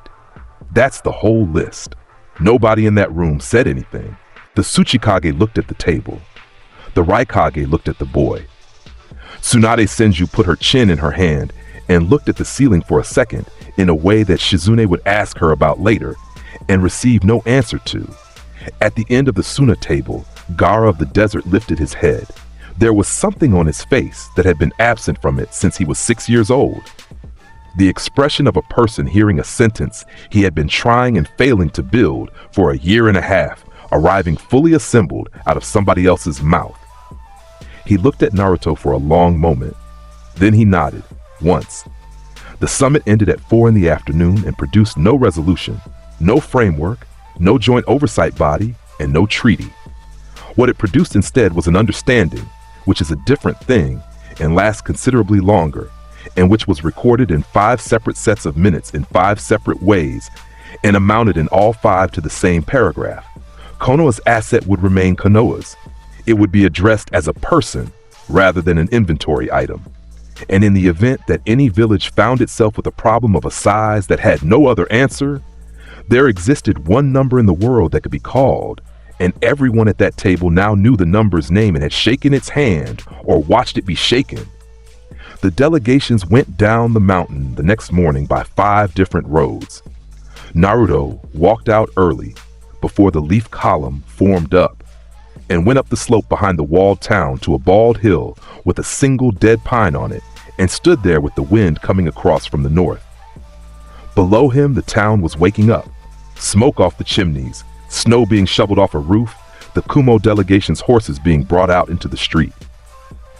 Beyond it, the mountains stepped down and away in ridges, blue and then paler blue, and past the last of them, 400 kilometers east and slightly south, was a village with a broken gate that had been rebuilt in 11 days and a ramen stand with a fresh stool behind the counter. He put his hands in his pockets. The afternoon light came around the shoulder of the mountain and caught the 2 brass earrings, and they threw a small bright coin of light onto the snow beside his boot, and he looked down at it for a while. He had been 2 men once. He knew that now, and he had stopped needing it explained. 2 rivals from a world with a red sky who had spent lifetimes trying to kill each other and then trying to outlive each other, who had ended it by putting on a pair of gold rings and agreeing to be one thing so that everything else could keep existing. And one thing was what had come through the tear and landed in a burning village on an altar of stone. He had spent 12 years with that sitting in his chest like a swallowed sun, unearned and absolute and entirely without a use, telling him every morning that he was the strongest thing that had ever been.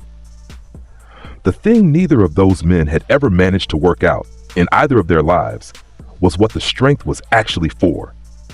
Standing on that hill with the wind pulling at his sleeves, a 12-year-old boy in white gloves finally had the answer. And the answer had a woman's hand at his elbow in it, and an old chef's voice, and a kid shouting boss into his stomach, and a village with a new gate. He turned east and started walking home because they were expecting him, and he was always hungry. Thanks for watching the whole wild ride. If this absolute cinema hit different, smash that subscribe button for more unhinged what-if bangers. See you in the next one.